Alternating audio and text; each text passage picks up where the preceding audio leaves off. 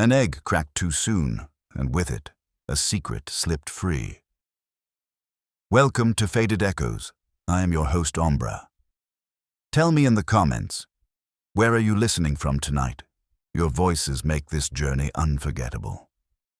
Let's begin. I was halfway through a sandwich. Swiss on rye, mustard instead of mayo, because Fritz insists mayo with Swiss is a crime, when the knock came. Not the polite, hesitant kind you'd expect from a client with the jitters, and not the heavy-handed pounding of a cop with a warrant. This was 3 short taps, quick and sharp, like a code. Morse, maybe, if Morse had a signal for "don't make me wait." I put the sandwich down with regret and glanced toward the office. Wolfe was at his desk, looking like a stone statue draped in an orchid-colored tie. His lips compressed, which in Wolfe speak means he had already calculated the likelihood of disturbance to his afternoon schedule and wasn't thrilled. "Archie," he said, without looking up from the book on his lap. "See who it is. If it is business, it will keep until 6. If it is social, I am indisposed." That was the usual formula. But something in those sharp taps made me think this one wasn't going to fit either category.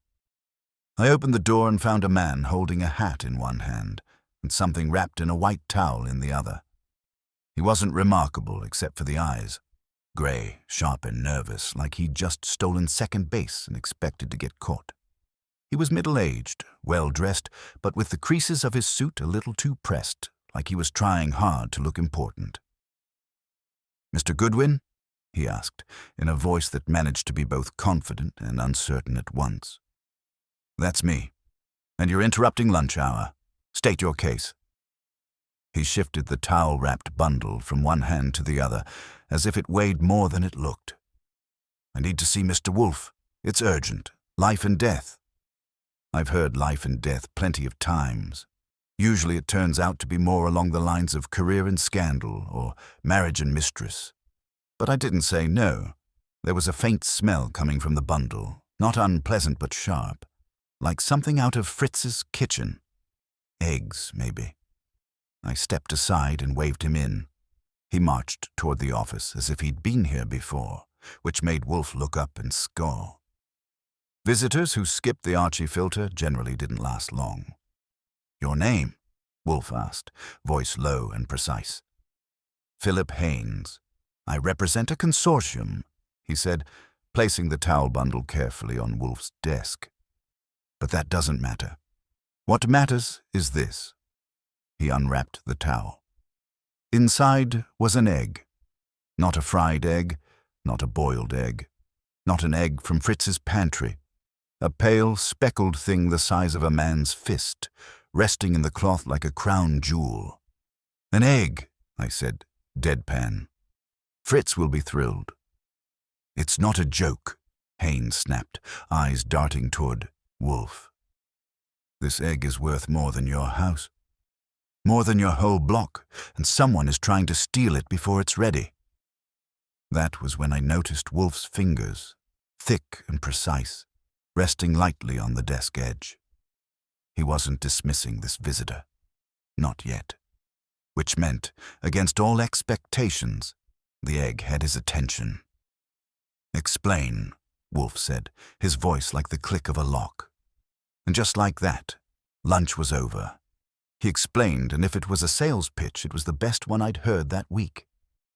The egg wasn't from Fritz's pantry or any poultry farm with a view of Yonkers. It was from an extinct bird with the brand recognition of a dead movie star, the elephant bird of Madagascar, Epionis, one of those oversized wonders that made naturalists write poetry before lunch. Haynes said the shell had been authenticated by 2 labs and 1 auction house that treated it like the crown jewels. It was scheduled to debut at a private showing tomorrow night at the Stratton Gallery, after which a consortium of philanthropists, his word, would donate it to a museum and bask in the glow of the tax deduction and a plaque. A month ago, somebody started trying to make sure the basking never happened. "Notes," he said. "First on my car windshield, then slipped under my door. The last one was a rhyme." Crack it at dawn and the fortune is gone. Then my apartment was searched while I was at a board meeting. They didn't take anything, but the egg had been moved 6 inches on its cradle. 6 inches. He looked at Wolfe like that distance was a confession. "Pfui," Wolfe said mildly. "Someone hoped you would deny your own memory. That is not theft, that is harassment." He half closed his eyes at the egg the way he looks at a Miltonia he's considering for the West Bench. "Why bring it here? You have insured it." "Of course. But a policy is not a plan," Haynes said. "I was told, very discreetly, that if we revealed it before it was ready, there would be consequences. That phrase keeps turning up. Ready. As if someone expects it to hatch." He swallowed. "If the shell so much as chips before tomorrow, the authenticity is in question, the consortium will fracture, and I'm, well, done." "And your position in the consortium?" Wolfe asked. "I coordinate. I'm the face. I also negotiated a side arrangement for an artist to produce replicas for educational exhibits, entirely above board." He said it with the quickness of a man who'd repeated the line to his pillow. Wolfe's brows made a shape you could hang a coat on. "Names." He produced a typed list from his inner pocket and placed it near the towel. I moved the egg with both hands, very carefully, to the side table by the globe where we've set down a troubling number of items that didn't belong in an office. Revolvers, a box of caramels that turned out to be a message center, and once a chihuahua with a medal. The egg felt heavier than it looked. Dense, cool, with that faint mineral tang I'd caught at the door. "The consortium," Haynes said, "is myself. Victor Quayle, who manages risk like a religion. Dr. Lenora Vale, the museum liaison and paleobiologist. Miranda Pell, PR for the Stratton Gallery. And Mr. Lou Casimir, who prefers silent partner, but doesn't understand the second word. The replica artist is Andrea Soran. There is also a rival collector sniffing around, Gunnar Leaf, who thinks everything belongs in his house first and a museum if there's time." I read the list, not out loud, and filed faces I hadn't met yet into categories I knew by heart. Quayle would keep a pen like a dagger.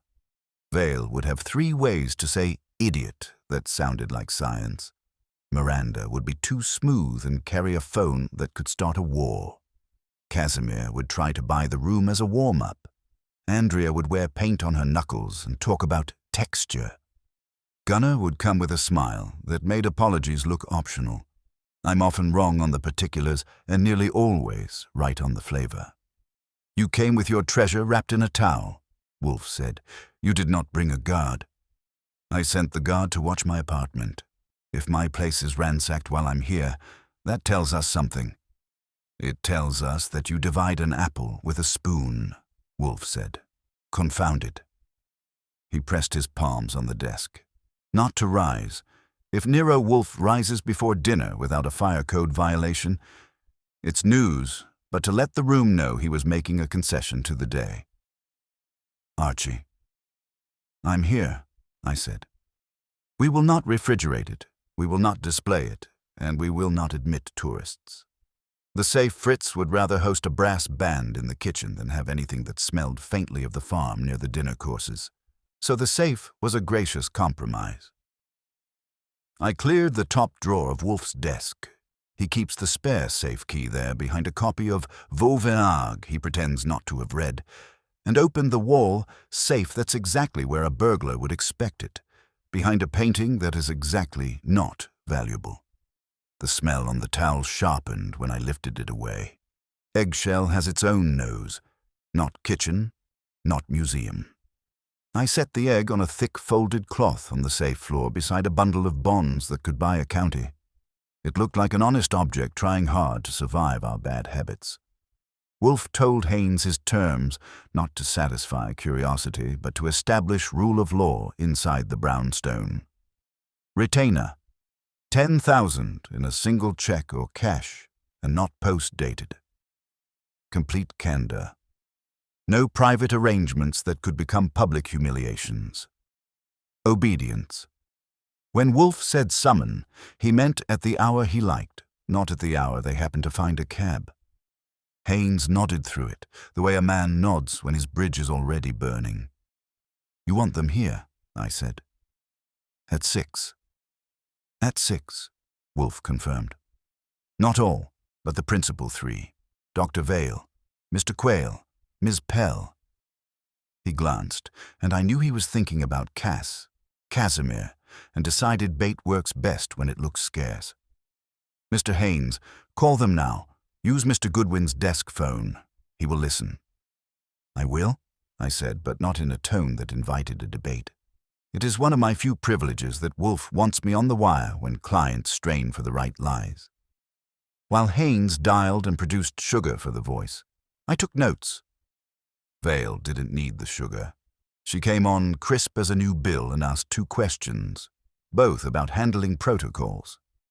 Quayle sounded like a man who measured his breath by actuarial table. He said the phrase exposure 3 times and liability twice, and I could hear him calculating the premium of showing up. Miranda, on the other hand, was a martini with a smile. She loved an exclusive and a camera, even if it was only my eyes. She confirmed, then asked who else would be there. I told her I'd tell her at 6. You could hear the pout without any lips. Haynes hung up, and the room adjusted to him again. "They'll come? Dr. Vale said I was a fool to move the egg." He blew out air. "She's probably right, but if someone is forcing this thing to crack too soon, I thought the safest place in New York was here. You do have a reputation." "Yes," Wolfe said, dry as toast. "We do." His eyes went to the orchid clock between the windows. In that house, the orchids kept the time. Their routine was the only one that rivaled Wolfe's. "Archie, inform Fritz we will have 4 for beer at 6. He looked at Haynes. "You will not be one of them. You will return at 5:45. Until then, you will conduct yourself as if you still possessed the egg. You will go home." Haynes flinched. "Home?" "You told the guard to watch it," I said. "Give him a show. If anyone's been sizing your lock, it's time to see what theater tickets they bought." "That's dangerous," Haynes protested, and then remembered why he was here. "All right, but please don't let anyone touch it." "No one touches anything in this room without my consent," Wolfe said. And if the egg had ears, it would have relaxed. I walked Haynes to the door and gave him the standard instructions for people temporarily adopted by the brownstone. "Don't talk to reporters, don't talk to cops until we tell you what to say to cops, and if anyone approaches you with an envelope, assume it contains trouble even if it's cash, and more if it's a photograph." He thanked me in the distracted way of a man who had just entrusted his soul to a stranger and realized the stranger kept houseplants like gods. When I turned back, the air had moved a hair. That's a funny sentence for a room where the windows are never opened without consultation and the temperature is managed as closely as a payroll. But something had shifted. Wolfe sensed it too. His head tilted and his eyes narrowed a millimeter. "Archie," he said. "I feel it," I said, and did the quiet circuit I can do blindfolded. Hall, kitchen threshold. Fritz looked wounded that we were in a plot before lunch was over. Return past the stairs and into the office again. Nothing. The towel was folded on the desk where I'd left it. The safe was closed. Wolfe's book had not migrated. But there was one thing. The small onyx paperweight in the shape of a beetle that sits 1 inch from the edge of Wolfe's blotter was now 2 inches from the edge. I know because I'm the idiot who dusts it when I can get away with it. "Did you move the beetle?" I asked. "Not in 10 years, Wolfe said. Someone's finger was curious. He reached, not to slide it back, but to inspect what it had sat on. The blotter showed nothing except the fact that it had been used by a man who hates using blotters. "You went to the door with Mr. Haynes." "I did," I said. "It took 20 seconds. "It took 10, he corrected, which was generous for him. "We have a mouse." "I'll set out cheese," I said. and picked up the towel to refold it. There was a trace of grit caught in one corner, a fine, pale, dust-like ground shell. No chips on the desk, none on the floor, none near the safe, and the egg was whole when I placed it. I pinched the dust between finger and thumb and held it to the light. "Shell?" I asked. "Not necessarily," Wolfe said, and extended a palm. He sniffed, not dramatically. He doesn't do theater with his nose. "Calcium, certainly. Shell, perhaps. The towel was laid on the desk briefly before you put the egg in the safe. Our mouse wishes us to think of fragility." I put the towel away and made a note in my head that our visitor might have come with a shadow. The brown stone doesn't get shadows without my noticing unless the shadow spent time learning my gait and dislikes. I didn't like that. I told Fritz we'd need coffee with the beer at 6, and he looked at me as if I'd requested an omelette made with orchids. At 4, the doorbell rang again with the less interesting rhythm of a messenger who wanted a signature. I took a small parcel wrapped in brown paper addressed to Wolfe in neat block letters and smelt faint straw. Inside was a nest of shredded excelsior, and at the center, a hen's egg dyed a pale green, hairline cracked, with a tag tied on butcher's string. Too soon. There are people who favor poetry as a weapon and don't know it dulls fast. I showed it to Wolfe. He didn't say fouille. He just leaned back and looked at the ceiling, the way a general looks at a map he's already decided to alter. "At 6, he said, not to me, to the house. It felt like an invocation. "We shall have visitors. Miranda will bring perfume," I said. "She will bring a mirror," Wolfe said. "Mr. Quayle will bring a rule book. Dr. Vale will bring a scalpel, and our mouse may bring a tail." "Want Saul on the block?" I asked. "Not yet. I prefer that the first perturbations occur under this roof where the vectors are known. After that, you will set Panzer to the tail." I put the green egg in the drawer where we keep curios that deserve later contempt and took a look at my watch. The brown stone felt different, which is another funny sentence for a house that keeps its pulse like a metronome. It wasn't fear. It was attention, sharp and humming, like the air before a storm that isn't on the weather. "Archie," Wolfe said again, and I didn't need the rest. The office would be stage and he would be conductor, and at 6 o'clock, 3 people who thought they were prepared would learn that readiness is not a costume. I checked the safe a final time. The real egg sat there in the shadow like a planet under arrest, waiting to see who wanted it broken and why. 6 o'clock arrived with the precision of a metronome because in Wolfe's house time doesn't slip. It obeys.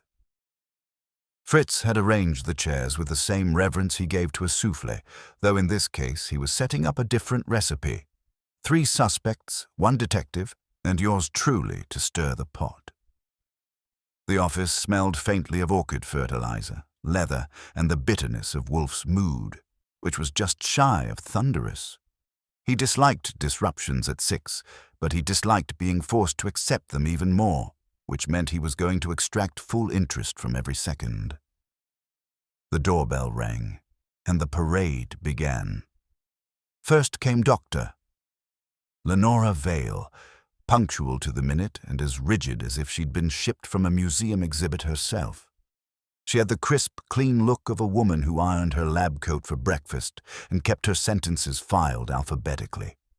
I escorted her in and took in the way her gaze darted, not at Wolfe, not at me, but toward the corners of the room, like she was inspecting containment protocols. "Mr. Wolfe," she said, with a nod that had the weight of both courtesy and disdain. "I hope this is necessary. I should be at the gallery, ensuring proper humidity." "You should," Wolfe said, gesturing without rising. "But you are here." She sat, spine straight enough to serve as scaffolding, and kept her bag on her lap as if a scalpel might leap out if she let it stray. Victor Quayle came next, 5 minutes behind, which for him was probably a negotiation tactic. He was tall, lean, with glasses that looked like they'd been chosen to give him the right to say, "actually," before every sentence. His handshake was limp, like he didn't want to assume liability even for skin contact. He produced a notebook before sitting, the kind with fine-ruled paper and a fountain pen poised for deductions that weren't his to make. "Mr. Wolfe, I'm concerned," he said before his seat had cooled. "This could create exposure. Our insurers—" "Pfui," Wolfe muttered, but the kind of pfui that was meant as punctuation rather than dismissal. Then came Miranda Pell, who didn't so much enter as perform an entrance. She was glossy, smiling, and wearing a perfume so heady it might have been designed to make orchids faint. She kissed the room, spotted my notebook, and winked like I was a columnist who needed a story with flair. She sat on the edge of the chair like she was ready to pose for a camera that wasn't there. "Darling," she said, addressing Wolfe as if he were an old flame she was still undecided about. "I hear we're having an egg party. Isn't it deliciously absurd?" "Absurd, certainly," Wolfe said. "Delicious, no." I closed the door behind them and leaned against it. Wolfe doesn't introduce guests. He waits for the room to ripen. So I supplied the spark. "You've all been summoned because your egg, pardon, consortium's egg, is now living in our safe. Mr. Haynes thought it would be better guarded here than in his apartment, given the notes, the search, and today's little parcel." I held up the green hen's egg with the "too soon" tag. Vale stiffened, Quayle scribbled, and Miranda laughed like it was a clever stunt staged for publicity. "Somebody is trying to rush your prize," I continued. "Crack it before its debut. Wolfe will determine who. You will help him, willingly or not." Miranda leaned back and spread her hands. "But darling, who could want to sabotage such a thing? It's history, it's wonder, it's press." "History has enemies," Vale said tightly. "Collectors who hoard, rivals who challenge authenticity, fools who think an artifact should be in their parlor.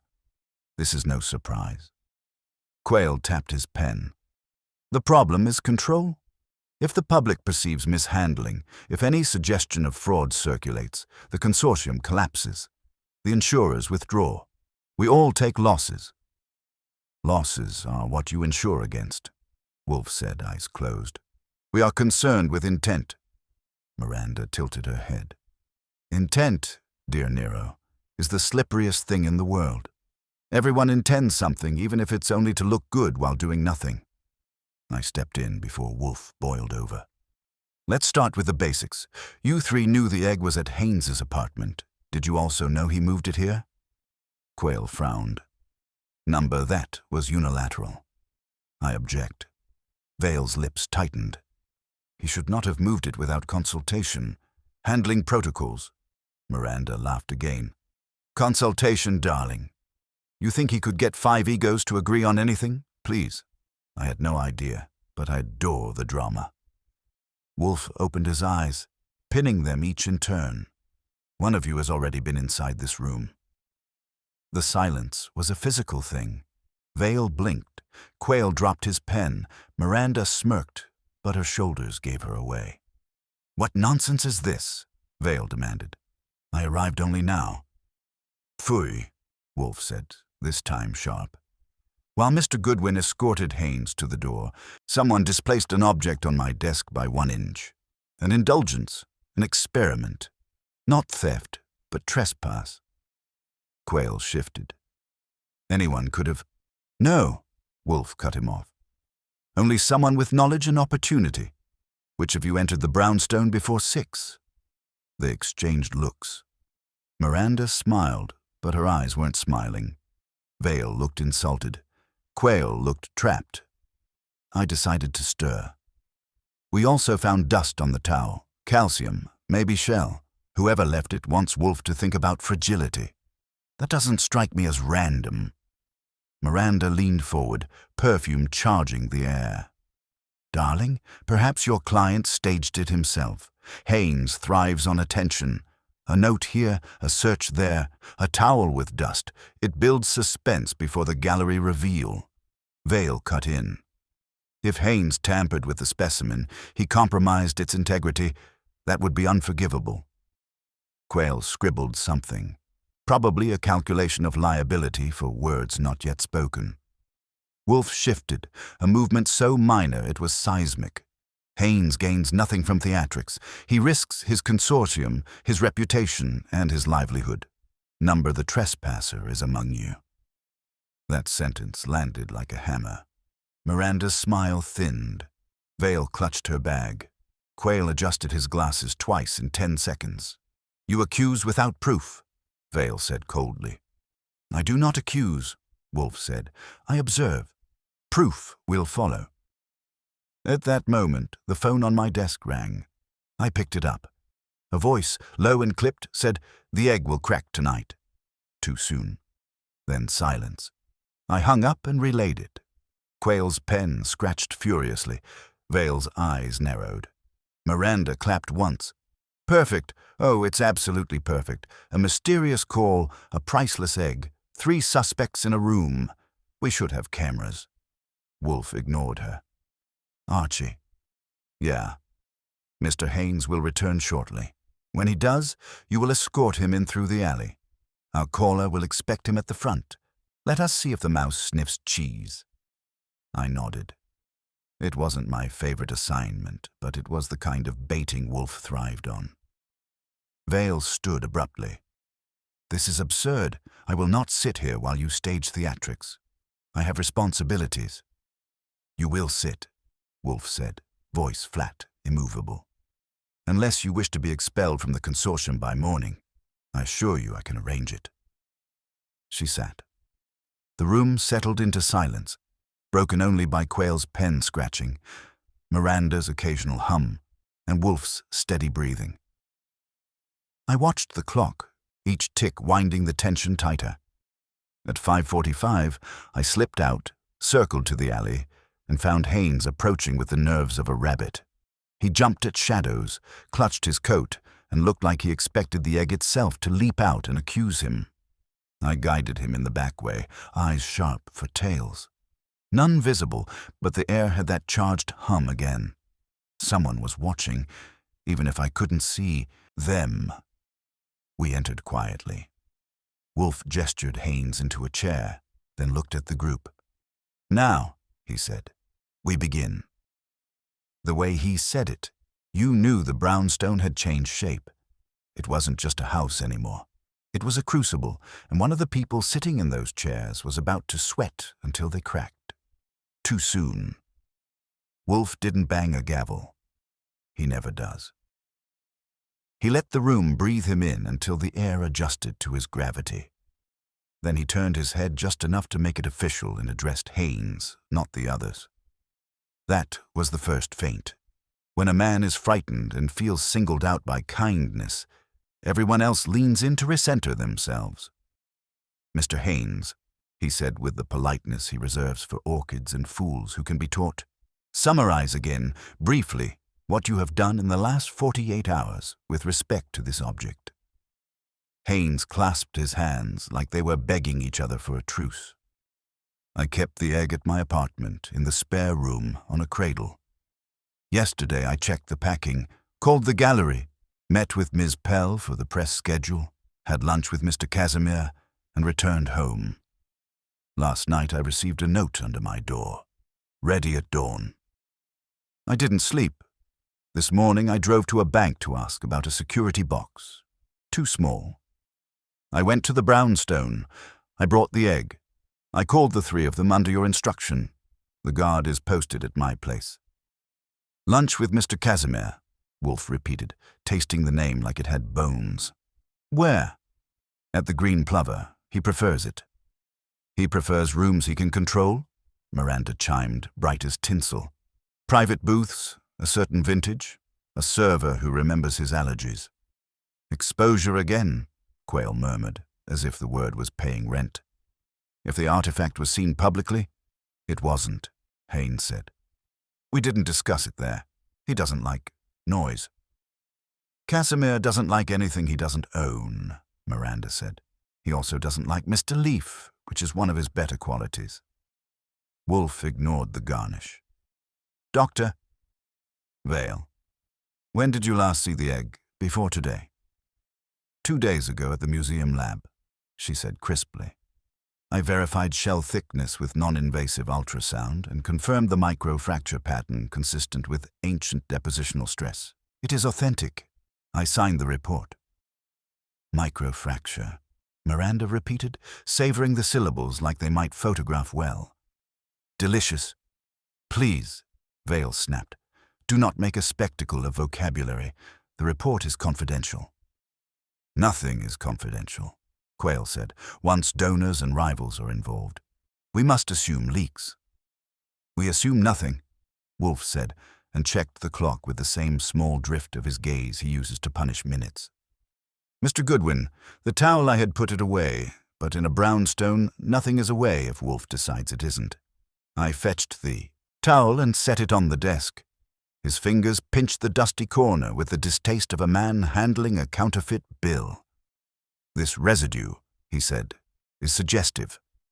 If it is shell, it was not shed here. Mr. Goodwin is tidy in his mischief.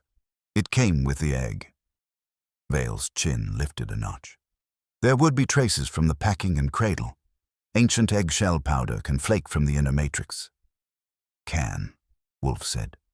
But here it was presented as a hint, a message. Mr. Haynes has been coached to think in the vocabulary of fragility, ready, crack too soon. I do not believe in poetry that writes itself. Someone is writing it. Miranda set a smile on her face and tried to wear it like a shield. Well, if we are speaking of writers, the rival collector is a dramatist by instinct. Gunner adores a staged threat. He thinks menace is foreplay. Vale's mouth flattened. Mr. Leaf is a nuisance. He's not an idiot. If he wanted the egg, he would offer more money, not nursery rhymes. Unless, Quayle put in, he believes the egg is a replica. Then he gains by casting doubt. The market punishes uncertainty.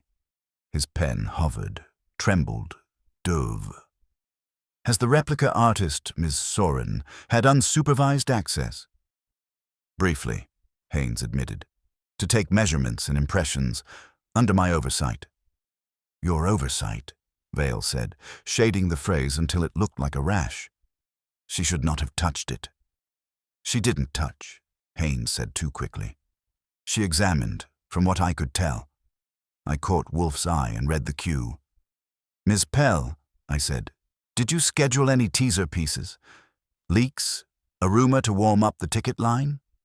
She arched beautifully. Darling, I plant stories, not threats. We had a harmless hint to 2 outlets. A prehistoric marvel will debut tomorrow. Rivals may cry. That sort of thing. It keeps the gossip feeders fed without giving them a fork. Names, Wolfe said. She gave them and did not blush. I wrote them down because he wanted me to, but he was already filing them in his head in a folder labeled superfluous. Maybe later.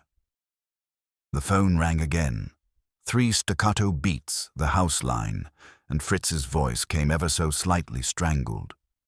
Mr. Goodwin, pardon, but the pepper. The pepper? I said. Someone, Fritz said, and you could hear him selecting vocabulary as if it were herbs. Has exchanged the white pepper for black. The jar is incorrect. It is not where I left it. Also, the drawer of spoons is not right. I looked at Wolfe. He looked at me. It wasn't the kitchen. It was the brownstone's pulse. A rearranged jar in Fritz's realm was sacrilege, and trespass spelled itself not in fingerprints, but in displacements. We will come, Wolfe said, which meant I would go. He turned his head to the trio like a lighthouse. Steady, cold, warning. None of you leave. Mr. Goodwin. I went and took Haynes with me because anxiety wants assignments. In the kitchen, Fritz held the pepper like evidence. The white jar was where the black belonged, and the spoon drawer had 2 dessert spoons inverted among the soup spoons. If that sounds petty to you, you haven't met Fritz Brenner. I checked the back door, locked, chain set, the service entrance, secure. The kitchen air was undisturbed in the way a lake is undisturbed when a fish swims under, smooth, but recently alive. Fritz, I said. When? I left for the cellar to fetch a bottle 5 minutes, he said. On return, it was wrong. Haynes stood with his hands in his pockets to stop them from confessing. His eyes bulged at the violation like someone had breathed on a reliquary. They're here, he whispered. Not necessarily they, I said. Could be she or he, or a mouse with wrists. Mr. Goodwin, Fritz said, now offended on behalf of mice. I am not careless. I patted his arm and headed back. In the hall, a faint breath of Miranda's perfume drifted like an alibi working too hard. I re-entered the office to find Vale with her bag open, Quayle with his pen frozen mid-note, and Miranda studying the skyline through the window as if the city owed her angles. The kitchen, I said, has been admired. Pepper jar swapped, spoons inverted. No visible entry. Signal, Wolfe said. Our mouse is leaving breadcrumbs for the blind. Archie, the safe. I crossed, unlocked, and crouched. The egg sat where it should, planet under arrest as I had left it. No cracks, no new dust I could see. I checked the door's inner lip. A smear of something pale streaked the metal, minute, like the brush of a cuff. Here, I said. Wolfe didn't move closer. He doesn't grovel for clues. Describe. A whisper of white. Not flour. Finer. Plaster, Vale offered, then demoted the word. Number 2 clean. Powdered gloves, Quayle said. Some labs use... Do you? Wolfe asked Vale. No, she said, almost offended at the thought. We use nitrile, powder-free. Miranda tilted her head. Darling, if you want powder, talk to the artist. Makers love dust. Chalk, gesso, gypsum. Texture, texture, texture. Miss Soren, Haynes said, and seemed to hate the sound of it now that someone else had made it suspicious.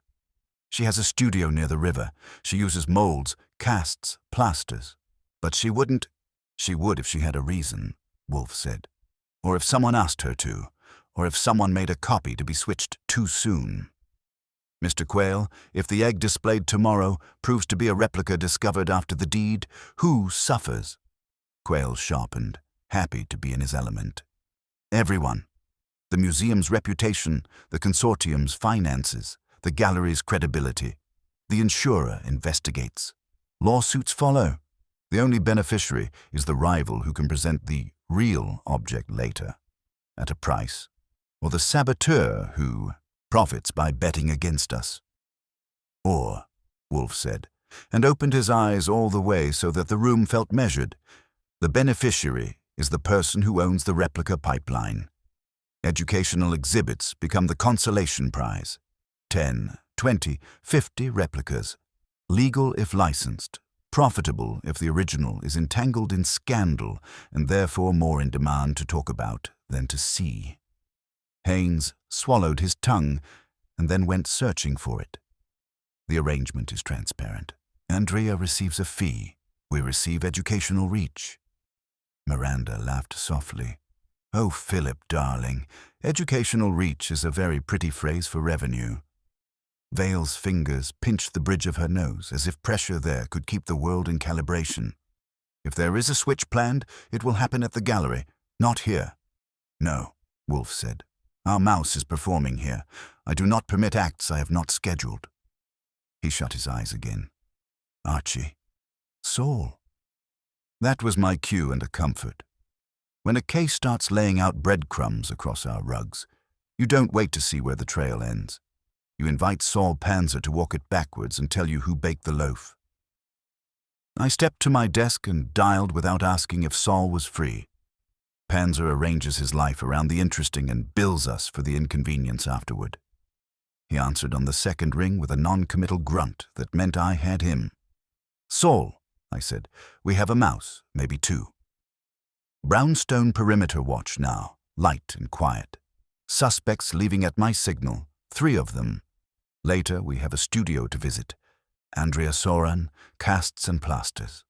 Also a rival collector, Gunnar Leif, who enjoys being seen. Put ears on Leif's usual haunts and see if he's ordering celebratory champagne or heavier glass. Copy, Saul said. Any description on mouse? Likes rearranging what isn't theirs. Perfume strong enough to register at 20 paces, or someone who borrows it. Hands precise. Possible lab familiarity. Enjoys the word ready. That's 2 mice, Saul said. One leaves smell, one leaves dust. I'll start now. I hung up and found the room where I'd left it, only a shade tighter, as if the walls had leaned in to hear better. Wolfe let the silence sit until it had a shape, then rearranged the furniture with words. Miss Pell, he said, you will give Mr. Goodwin a list of every person with advance knowledge of tomorrow's unveiling. Names, phones, and the last 3 places they dined. She almost laughed, then decided the angle didn't flatter her. Of course, she said, and started tapping into her phone, nails clicking like a small clock. Mr. Quayle, you will provide the insurance policy and the list of employees with access to the object at the gallery. He hesitated just long enough to be gauche. That's confidential. It is now communal, Wolfe said, and the word landed like a padlock clicking open. Quayle started writing. Paper and ink were apparently less sensitive than email. Dr. Vale, Wolfe said, turning last to the person most likely to object to being addressed, you will call the lab and instruct them to hold any and all materials, casts, molds, samples, till further notice. If anything has left the lab this week, you will learn who requested it and why. Vale met his eyes and decided to keep hers. I will, she said. And that cost her something, which I marked. The people who pay to say yes are useful. Mr. Haynes, he said without looking, you will call Mr. Casimir and tell him nothing except that you will update him at 9. You will not invite him here. Haynes nodded like his neck had hinges. Yes. And now, Wolfe said, we will serve beer. Fritz brought the tray with a dignity that suggested the pepper incident would be avenged in sauces for a week. The foam rose modestly. The office smelled briefly of barley and better days. They each took a glass, even Vale, who sipped like it was a medicine she had to document. I didn't drink. I watched. The first swallow always loosens something. Miranda's left foot started to bounce just a little. Quayle's pen stopped moving.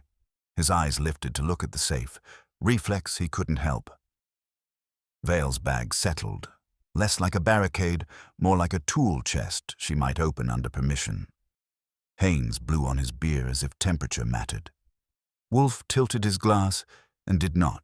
He was listening to the house. That's not mysticism. The brownstone talks to him.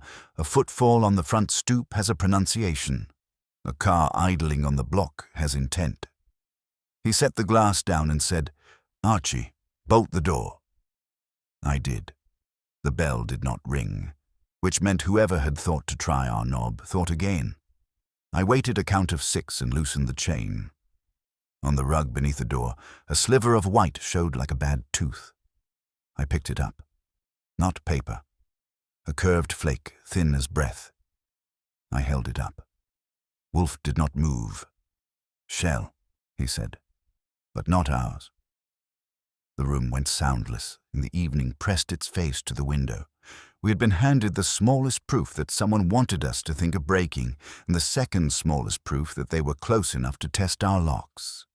I slid the bolt home again and turned back in time to catch Miranda not looking at the flake, which is the same as looking with more effort.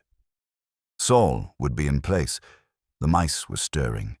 The egg in the safe sat with its ancient calm. Wolfe, immovable, had begun. Wolfe let them finish their beer, not because he was feeling democratic, but because bubbles loosen tongues and he likes a little slack in a knot before he pulls. When the glasses had made the rounds and the silences had changed shape, he tipped his head at me, a signal as old as our arrangement. I showed our guests the door with a kind of courtesy that's polite enough to sting. Vale left first, bag clutched like a dossier. Quayle followed with his notebook tucked to his ribs. Miranda lingered just long enough to perfume the hall and leave a smile on the mirror that didn't belong to her. Haynes stayed for a final murmur from Wolfe that wasn't a murmur at all. "Be at the gallery at 10 tomorrow. Keep the eggs move secret. Call me if Casimir calls you twice." And then he went, walking like a man who had borrowed his own legs and wasn't sure of the fit. When the door clicked, the brownstone exhaled. Wolfe didn't. "You will go to Miss Soran," he said. "Do not telegraph that I suspect a mold. Let her tell you what she has been asked to make and by whom. If she lies, she will do it with her hands. Observe those." "Gunner?" I asked. "Saul," he said, which meant Panzer would keep our rival honest while I visited the artist. "If Mr. Leif breathes where money is present, Saul will hear the exhale." "Casimir." "Later," he said and closed his eyes. "If we go to him now, he will purchase the conversation. I am not yet for sale." I collected coat and hat and the small flashlight I use for scenes that don't want to look guilty in bright light. Fritz watched me from the kitchen door with the expression he reserves for evenings when pepper jars have changed religion. "Bring back truth," he said, "and I will forgive small sins." The studio was near the river in a building that had once held cranes and now held people who thought metal windows were character, not drafts. The hall smelled like old varnish and new ambition. I found Soran's name on a brushed steel plate, knocked, and got a "just a second." That took a full minute. The door opened on a woman in her 30s with hair up like she'd lost a duel with a clamp and didn't mind. She had gesso freckles on her wrists and a pencil behind one ear. If you don't know the type, you haven't walked enough alleys where art is made. "Archie Goodwin," I said. "We spoke by rumor. I'm here about an egg." Her mouth did a quick twitch, not a smile.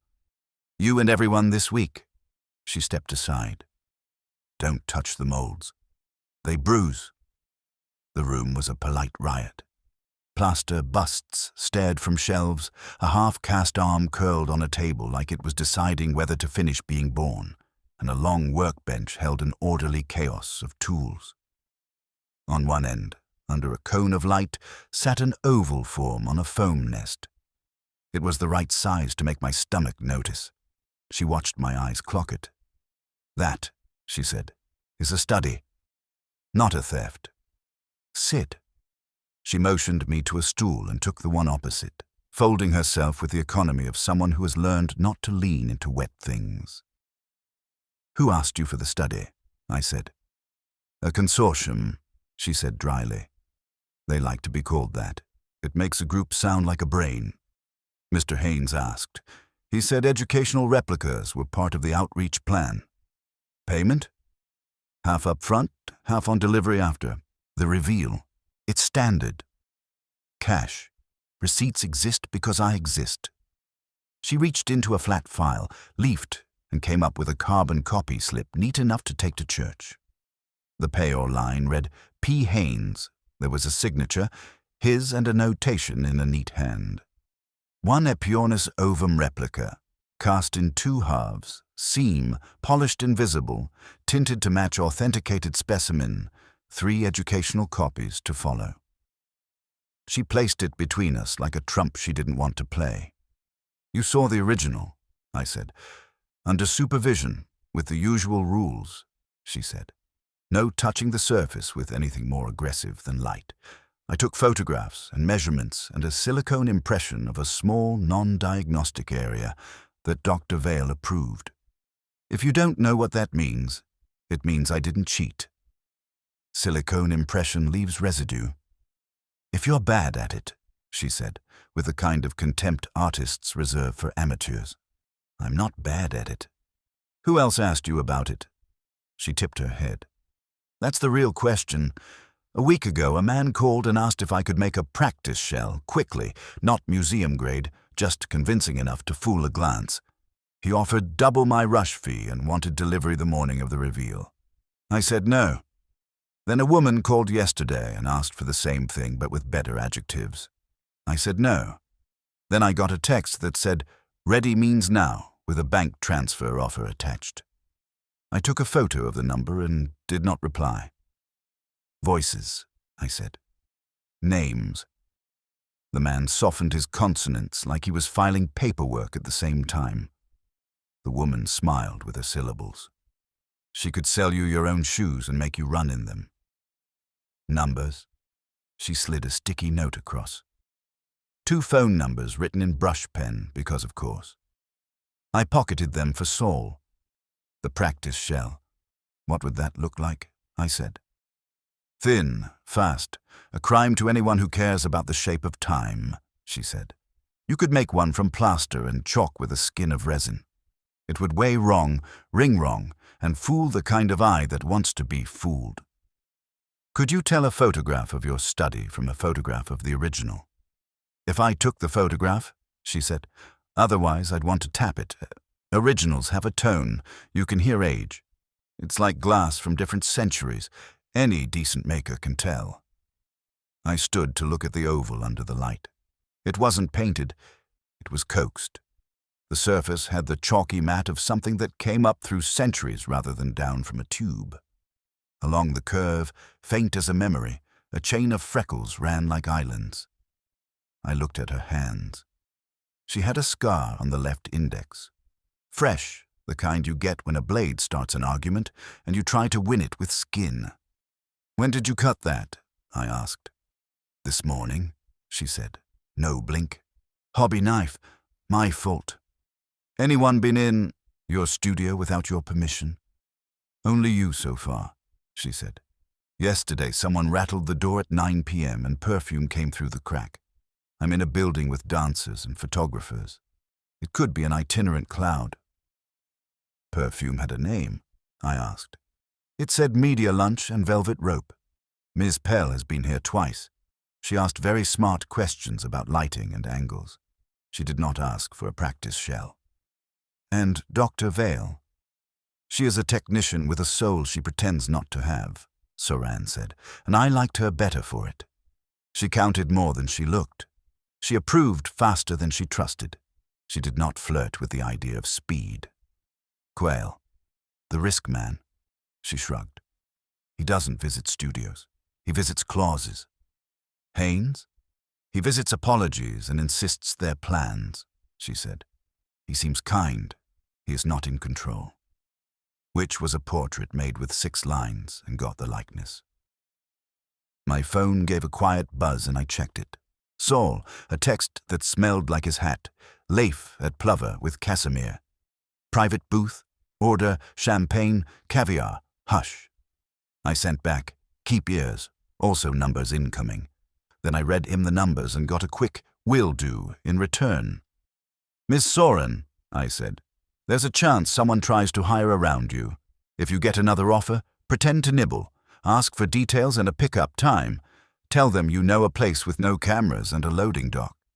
Then call me. I slid her my card. You going to stop them? She asked. That's our hobby, I said.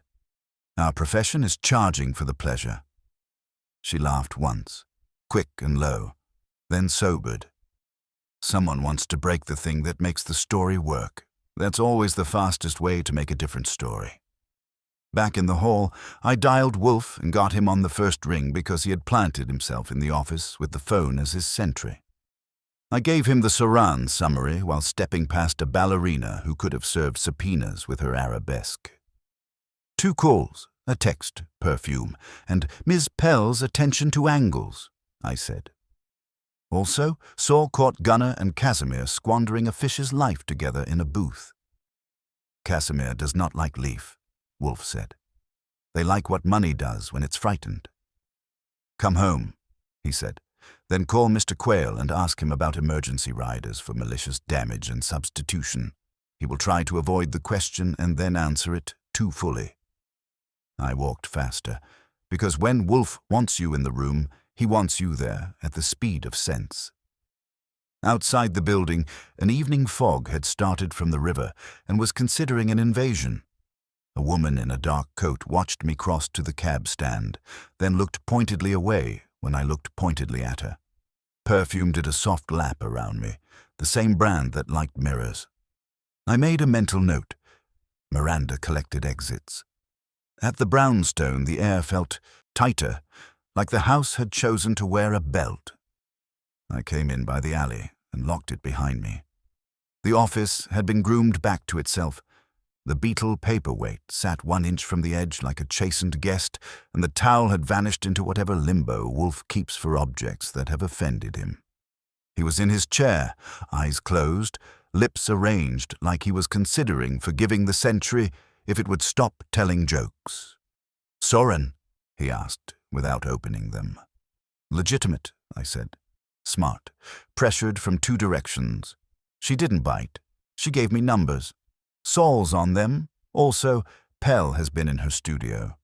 Perfume was present in the hall last night, but Soran didn't open." "Pell would not do the work," Wolfe said. "She would order the work." "Did the numbers suggest her?" "One sounded like an office exchange, the other like a burner. Saul will court them." He nodded and opened his eyes. "The kitchen?" "Pacified. Fritz placed the pepper where it belongs and made a sauce to punish the universe." "Good," he said. "We must not live in a world where pepper jars move at other minds' pleasure." The phone rang again. I took it. Saul. "Booth conversation mixed with bubbles," he said. Leif bragged about a reveal before the reveal. Casimir told him not to be crude. He said there was a schedule and a contract, and he liked schedules more than leverage. Leif said, "Too soon is the only soon the press understands." Then a waiter approached, and they both smiled like saints. "Photos?" I asked. "Too dark for faces. Enough for posture. Casimir pays the check like he's knighting it." "Stay," I said. "If they split, see who follows whom, and if either meets a phone number with an appetite." I hung up and relayed. Wolfe made the sound he uses for a fact that fits but to a space he has not yet finished building. "Casimir likes control," he said. "Leif likes spectacle. They meet where profit needs both." His gaze touched the safe, then came back. "Tomorrow, Mr. Goodwin, the egg will be transported to the gallery, only when I say so and not before. Tonight, we prevent sport." He leaned back and let the ceiling collect the next minute. I knew the posture. The case had left our front step and come to sit in his mind the way the egg sat in the safe. Heavy, old, and pretending to be patient.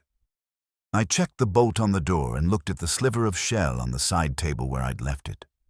Under the lamp it curved like a smile that meant harm. "Archie," he said, the way he says my name when he's about to set the room to a tempo. "Call Mr. Quayle." I did, he answered from a place with clinking ice and caution.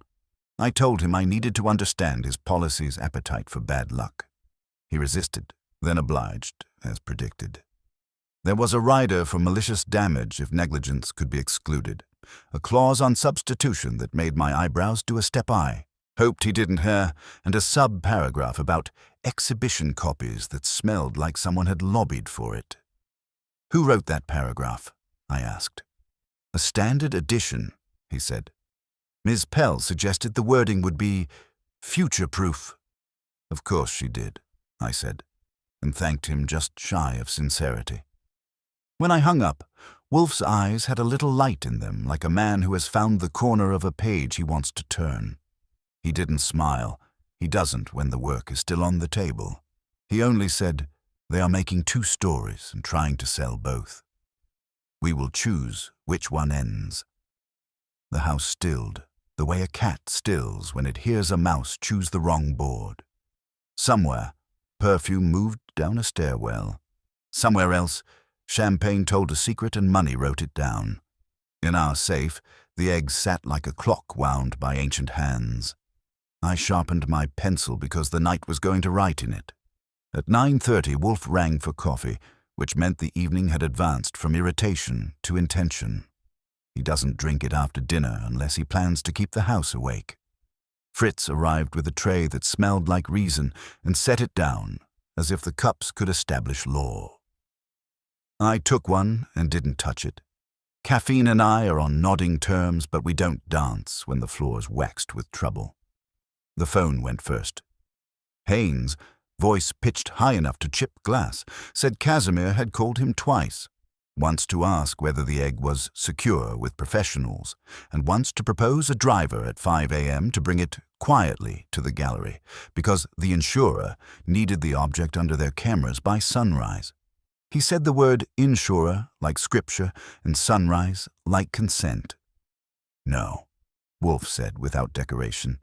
Tell him the object will move when I choose. If he invokes policy, refer him to Mr. Quayle. If he invokes money, refer him to me. Haynes breathed like a man in a paper bag and said, "All right." Before the receiver had cooled, the phone went again. Dr. Vale, clipped. She had called the lab as instructed.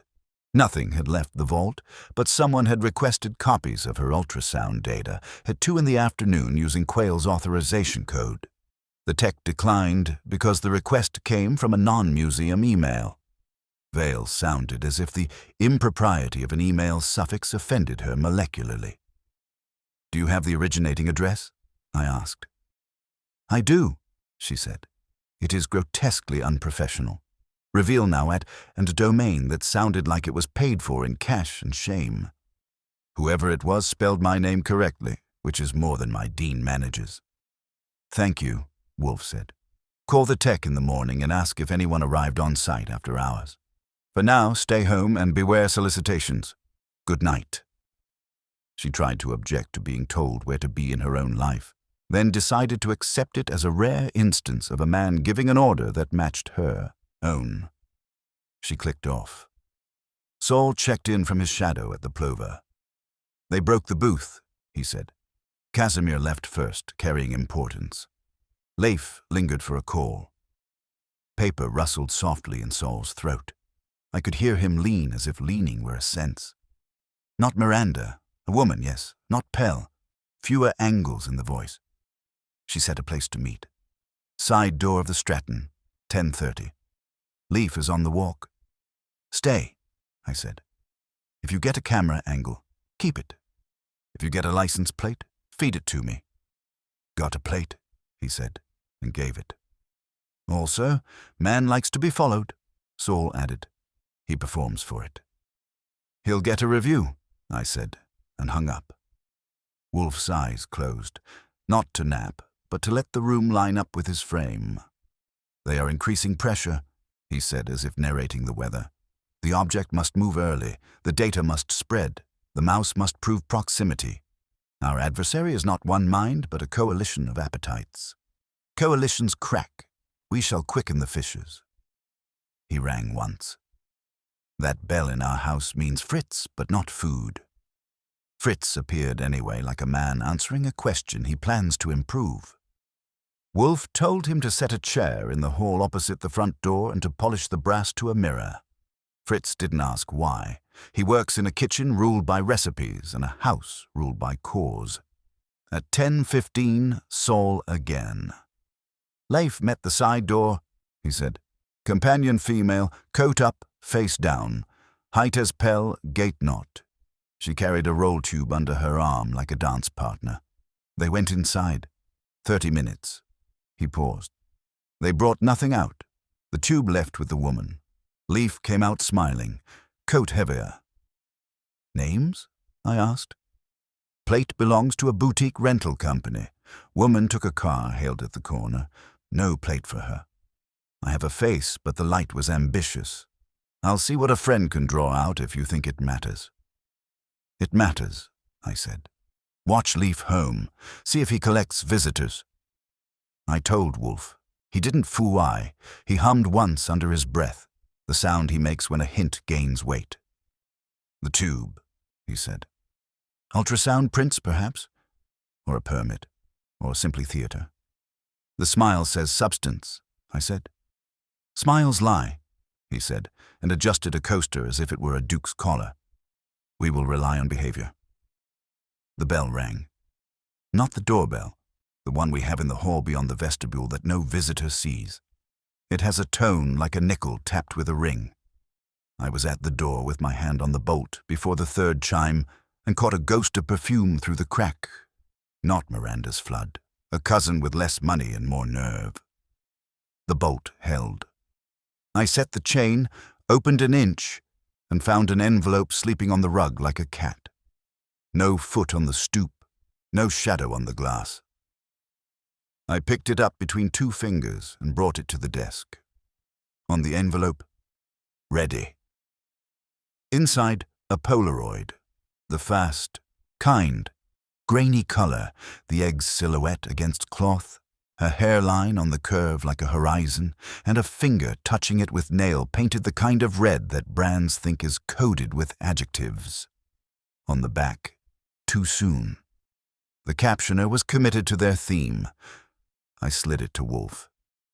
He didn't touch it. "Archie," he said, and I went to the safe.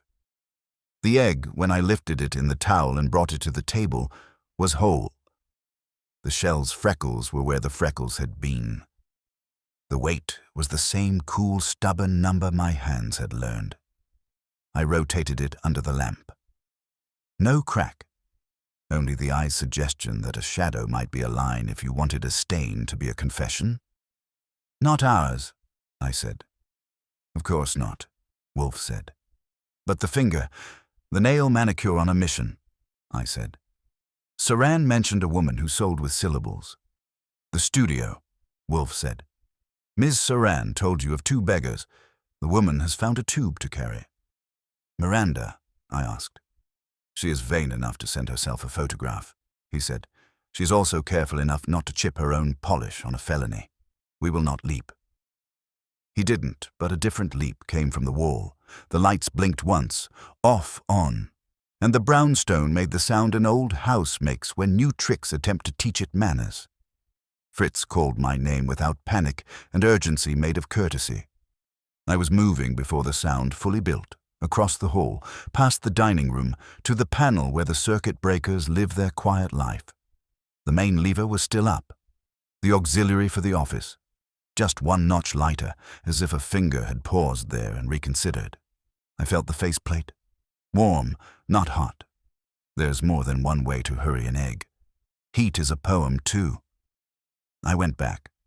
Wolfe had not moved, but his eyes were greener, which in him passes for a raised voice. "The safe's interior," he said. I checked. The small lamp we use when we put valuable tantrums in there. Off. I don't turn it on for eggs. They like caves, but the dial panel bore a smear like the one I'd seen, whiter now as if fresh attention had been paid. I sniffed. Not chalk, not flour. A hint of latex and the chemical cousin of mint. Whoever had visited was careful and cheap. I relayed. Wolfe didn't nod. His face settled into the regard he gives to humans who insist on behaving like ants. "We are under watch," he said, "and someone has compromised the supply for this block or a section of it in hopes of a second off-on, sufficient to jar, not to blacken. They would call it a test. It is rehearsal." He gave me a look. "We will do no more rehearsing tonight." His phone hand hovered, then descended. "Call Mr. Haynes. Tell him to call Mr. Casimir and insist that any early movement of the object voids the unveiling contract by Clause 9, Section C. He will not know if such a clause exists. Mr. Quayle will. He will check, delay, and gnaw." Hey, Papa rubbed his lip once. "After that, call Ms. Pell and request she send me the final seating plan for tomorrow's reveal and a list of who will control access at the gallery. She will preen. She will reveal." I did, in that order. Haynes stammered, then went away to be brave on borrowed lines. Quayle put on speaker through Haynes's phone in a moment of improvisation. I applauded, resisted, and then masticated the clause. There wasn't a 9C, but there was a 6-2. Any condition materially affecting presentation may justify postponement at curator's discretion. It was enough for a man like Casimir to argue with and enough for a man like Haynes to hide behind. Miranda took my call as if it were a cue and sent the seating plan in under a minute. VIPs in front, Casimir at center, Leif 2 rows back, standing room by request if he arrived late. Dr. Vale on stage left for a brief science recitation, Quayle far right to whisper premiums into donors, Haynes at the lectern and grateful for it. Security contracted to a gallery firm with a flexible name, a second group in coordination for crowd flow. She appended, without shame, a list of press who had underlined their interest and how much champagne they preferred. Thank you, I said. Wear sensible shoes. Darling, she said, I don't own any, and rang off. Fritz reappeared with a small metal dish the size of a coin and the frown of a bishop. He had found it under the credenza near the office door. It looked like a watch battery with ambition and a wire hair. I didn't touch it. Wolfe didn't even look down. Mr. Goodwin, he said. Don't tickle it, I told Fritz, got a magazine, slid the disc on, and took it to the kitchen, where we keep a lead-lined cookie tin for objects that look like trouble but want to pretend they are toys. The thing sat there with the innocence you distrust on babies in horror pictures. I called a friend in the department. Not Kramer. This wasn't for dramatic entrances and burnt cigars. And asked what the brave new world was leaving under credenzas these days. He said little RF beacons were the latest cram for 2-bit professionals. They hide and ping, and your phone tells you your lost keys are in the same room as your safe. He said case-hardened thieves use their own. I thanked him and didn't tell him why I needed to know. He promised to be offended later. When I returned, Wolfe had his eyes open and an expression that on other men would be grim and on him was purpose. It is late, he said. Our friend has rehearsed, placed a trinket and sent a photograph. He expects me to react like a man who can be taught. Oh, I cannot.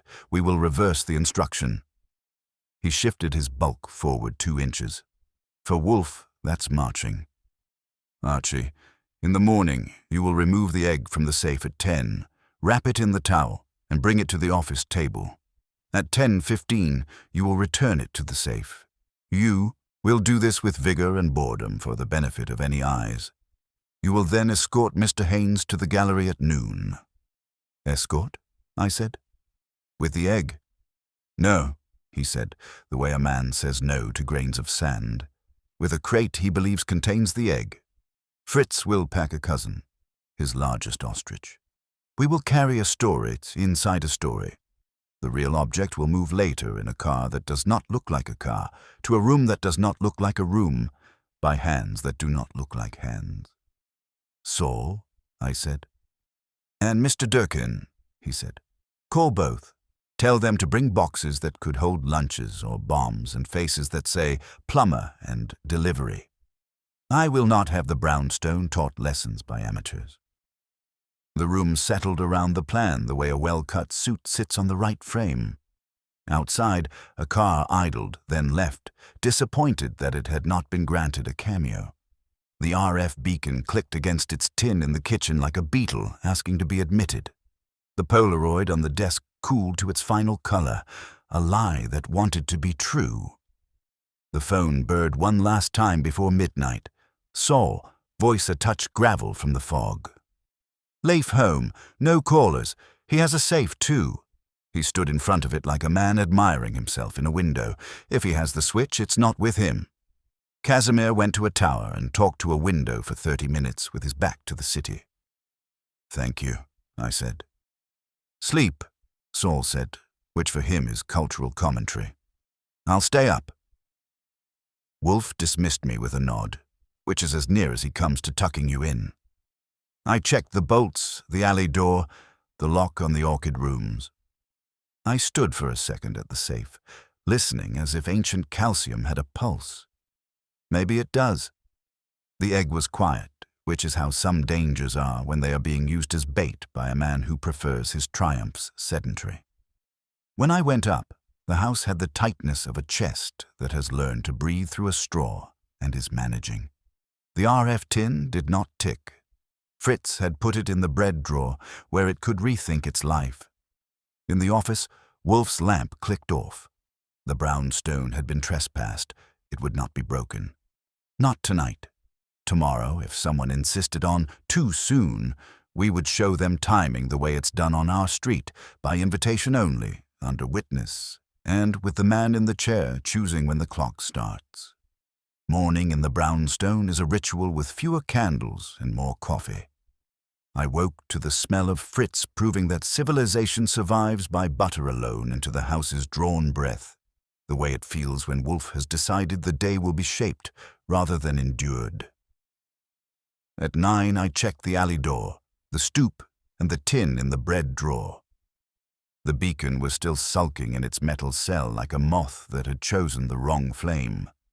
At 9:30, Wolfe came down, nodded once for eggs he wouldn't eat, and installed himself in his chair with the posture of a man who intends to bend time to his tempo. "Archie," he said, as if the name were a tool he was about to require. The rehearsal. Fritz had ironed the towel. Only in our house would a rogue poem about fragility be met with laundry. I opened the safe at 10 on the dot, lifted the Apiornis in its folded cradle, and brought it to the table. For any camera that might be dreaming in our walls, courtesy of yesterday's gadget, the picture was perfect. The lunkhead legman handling a fortune with bored competence while the mastermind frowned at a book he wasn't reading. I let the light find the curve, turned it, set it down, covered it, uncovered it, then carried it back to the safe. I did it all without drama, and with enough casual reach to let anyone watching believe we were at our most vulnerable exactly when we were least. "Again," Wolfe said, and I did it again for the benefit of any delayed audience. If there was a watcher, he now had something to tell himself about our habits, and it would be wrong in the way Wolfe likes opponents to be wrong, exactly enough to wager on. At 10:15, the phone perched. Saul first. "2 of Casimir's men loitering near the gallery loading dock," he said. "They're professional loiterers. One smokes to look casual, the other watches the smoke. Leif has not left his roost. Miranda visited the Stratton early, kissed a clipboard, and rearranged chairs with the conviction of a general assigning hills." "Durkin?" I asked. "On his way," Saul said. "He will be a delivery man who does not love his job." I relayed. Wolfe arranged the corners of the towel as if he were folding maps. "We will move at noon," he said. "We will not carry what they want. Mr. Haynes will ride with you. He will chatter if required. He is chaff." At 11, Fred Durkin arrived through the alley, carrying a box that looked like it had contained something unromantic and heavy in its past life.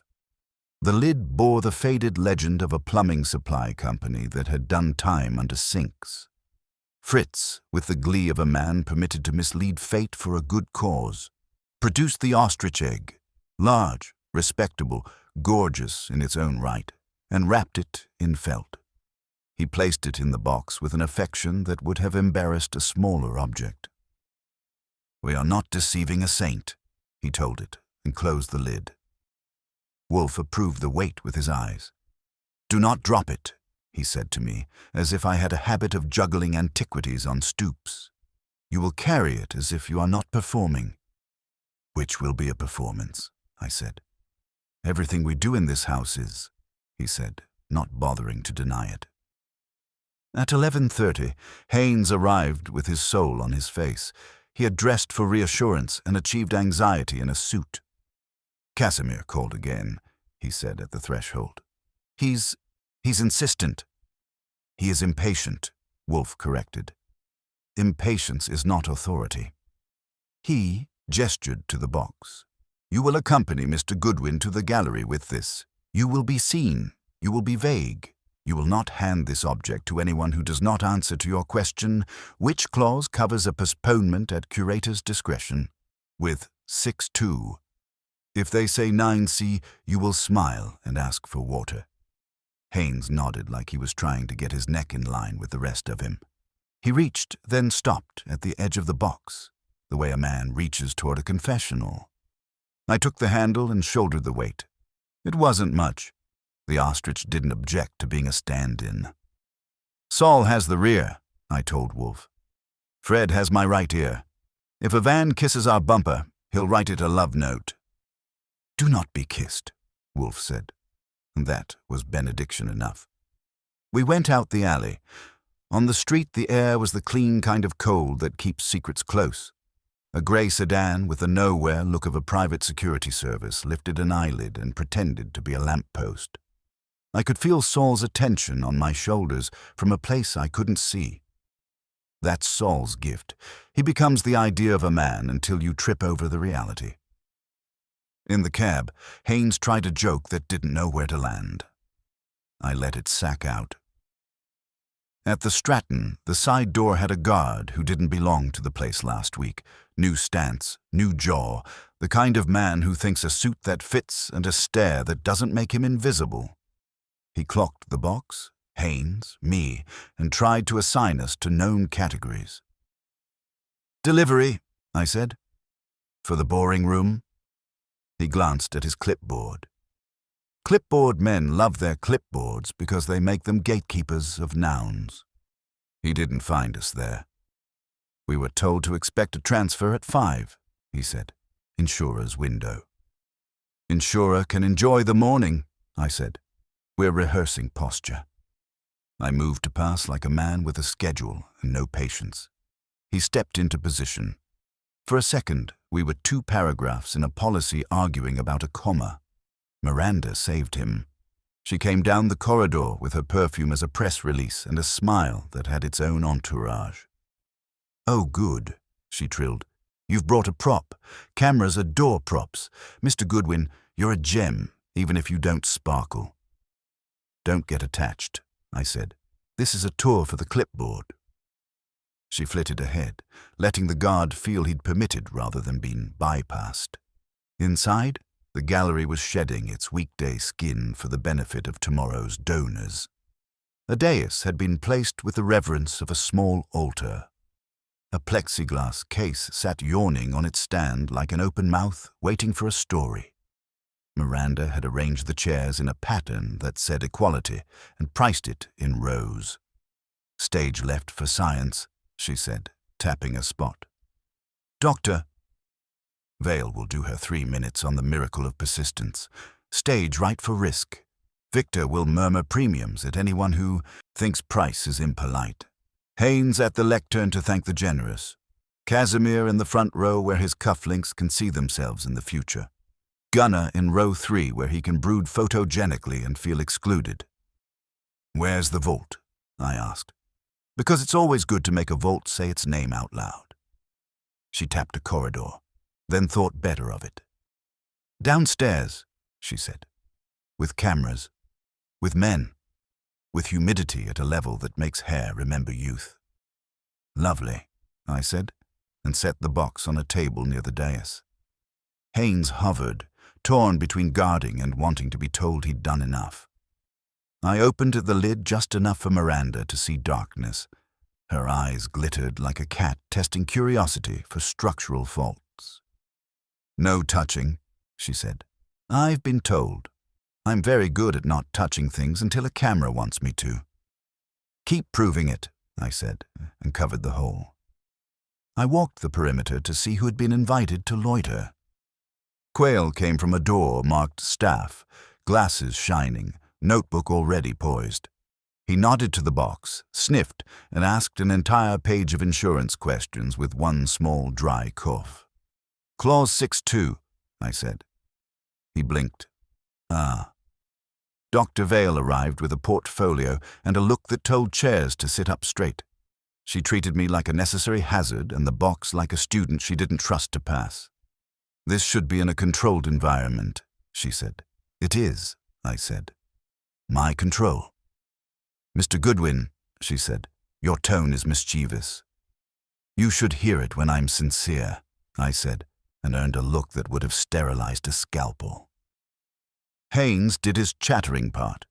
He explained to Miranda's assistant, to the guard, to the heir, that this was a rehearsal, that the object was safe, that Mr. Wolfe had instructed, that nothing would move without consent from the god in the chair. He said it with a fervor that turned obedience into liturgy.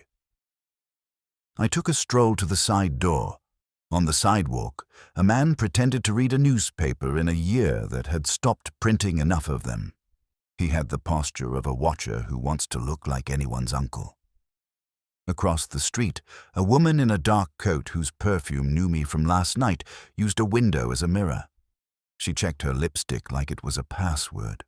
I filed both faces with the note that they were auditioning for roles they thought they already owned.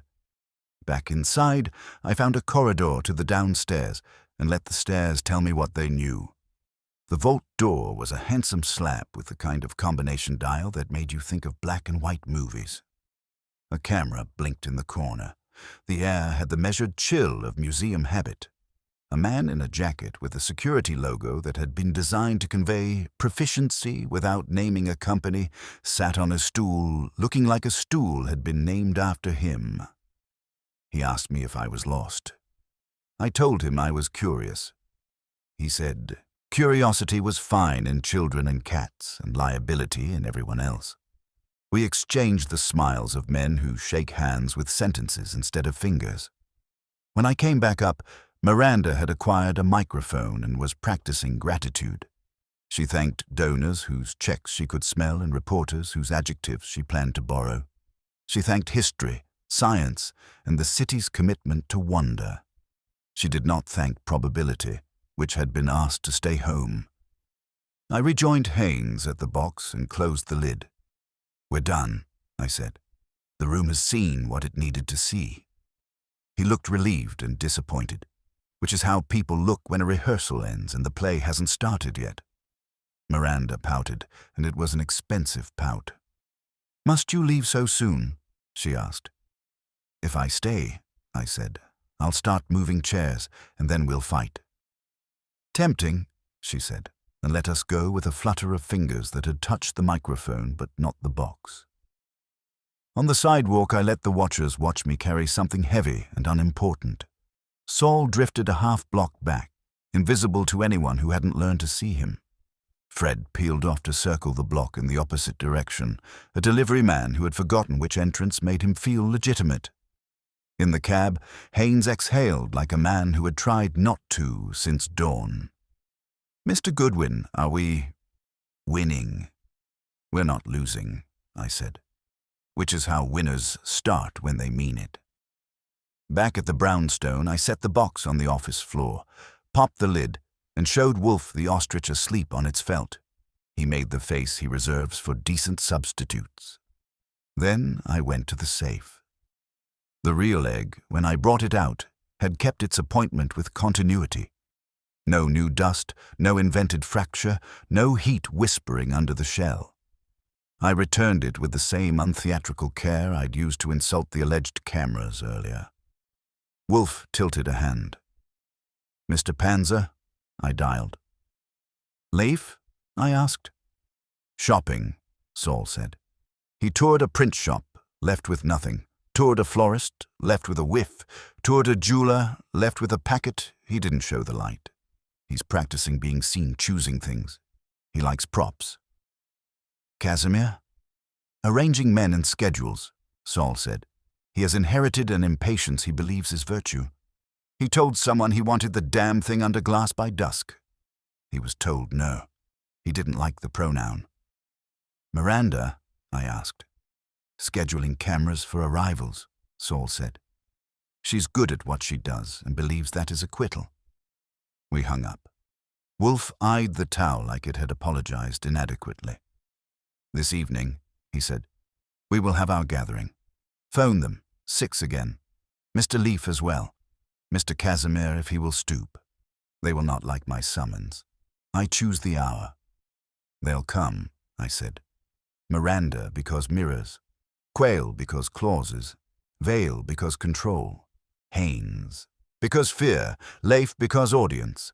Casimir because ownership performs best indoors. Pfui, Wolfe said, but the mild kind that means yes. We will let our mice see the cheese and ask them which of them believes it is a trap meant for someone else. The day cooled toward late. I wrote the invitations with the tone that gets you through hardened secretaries and into rooms where people think chairs make them bulletproof. Replies arrived in flavors. Miranda sent a heart, which I ignored.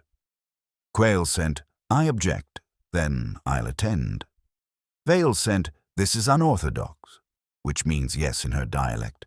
Haynes sent, "Thank you," which meant, "Please don't leave me alone with it." Leif sent, "Delighted," which was a lie that enjoyed itself. Casimir sent, "Briefly," which for a man like him is an oath sworn before money, and to be kept only if money applauds. At 5:30, Fritz brought in a tray for beer and a plate of savory things that smelled like the kitchen's peace had been restored by labor. Wolfe's eyes touched the safe one last time, then closed as he let the house settle into the posture it uses for theater. The beetled paperweight was exactly 1 inch from the desk edge. The towel was folded to square corners. The RF tin clicked once in the bread drawer, like a conscience reconsidering. The bell rang at 5:59. I took my post and opened on Wolfe's hour. The brownstone accepted the first guest with a sigh. That was not resignation. It was anticipation. We had rehearsed. We had been watched. Now we would watch back. Miranda arrived first, because mirrors prefer an audience to be waiting. She slipped out of her coat with a flourish and kissed the air 2 inches from my cheek as if gratitude were contagious. Quayle followed, precise and displeased, clutching his notebook like a prophylactic against chaos. Vale came with a portfolio and the expression of a woman prepared to sterilize a conversation. Haynes trailed behind them, eager to be told where to put his fear.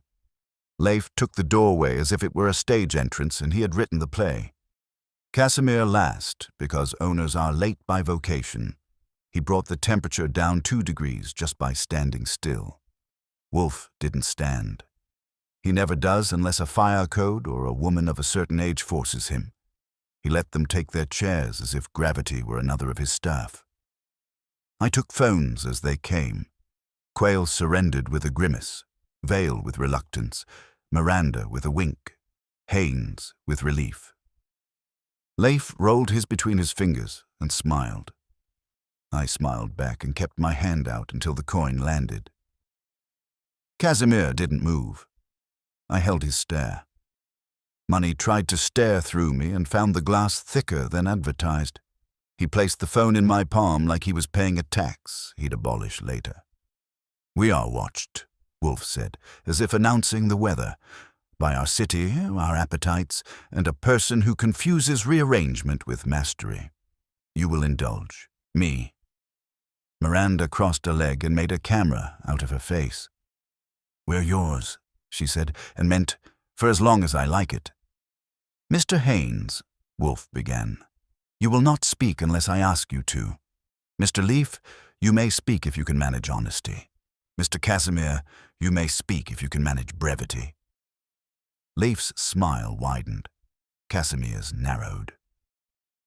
Vale sat forward, offended by an arithmetic that didn't give science seniority. Quayle clicked his pen open with an air of authority and wrote down the warning, which told me he was not used to being warned. Wolfe gestured toward the towel folded on the credenza with the precision of a flag. "An artifact older than any of your grudges rests in my safe. You want it under glass, under lights, under words. Someone wants it under stress. In the past 36 hours, I've had a pepper jar moved, a beetle displaced, my breaker teased, an RF beacon slid under a piece of furniture, and a photograph left at my door suggesting a crack that does not exist. None of those acts are theft. All are practice." Quayle cleared his throat. "You speak of trespass." "Of course," Wolfe said. "Crimes are committed after rehearsals. The rehearsals have occurred in rooms I own. I object." Casimir leaned an elbow, the cufflink winking at itself. "You are paid to object," he said. "You will be paid better to deliver." "Mr. Casimir," Wolfe said pleasantly, "do not mistake my hospitality for a vote." Miranda's smile held with admirable musculature. "You received a photograph," she said. "How cinematic." She turned to the audience she curated with her eyes. "Darling, show us." I slid the Polaroid onto Wolfe's desk. It sat there like a lie that needed company. Vale bent for it. I intercepted. "Not yet," I said. She gave me a look that would have turned lesser men into obedient lab mice. It bounced. "Dr. Vale," Wolfe said, "someone attempted to obtain your ultrasound data at 2 this afternoon using Mr. Quayle's authorization code." Quayle started. "Impossible." "My?" "Your code was used," Wolfe said. "The technician declined because the request came from an unprofessional address." He let the word sit where it hurt. "Do you often allow staff to use your desk unsupervised?" "Never," Quayle said, too fast and exactly. Miranda toyed with a strand of hair as if she were braiding a thought to fit an angle. "Codes wander," she said lightly. "Assistants exist to remember what we prefer to forget." "Your assistant," I said, "wears a shade of red that takes confidence to maintain." I put the Polaroid on the blotter, face up, and waited. It isn't magic. The nail in the image was a suggestion, not a fingerprint, but people betray themselves by how they look away. Miranda didn't. She looked directly at it and let the silence polish her poise. Vale looked at the edge of the picture instead of the center. Quayle looked down at his hands as if they were defendants. Leif leaned back to enjoy the show as if he had bought a balcony seat. Casimir watched Wolfe, not the photograph. "Mr. Leif," Wolfe said, turning the current without moving, "you met a woman at the Stratton's side door last night at 10:30.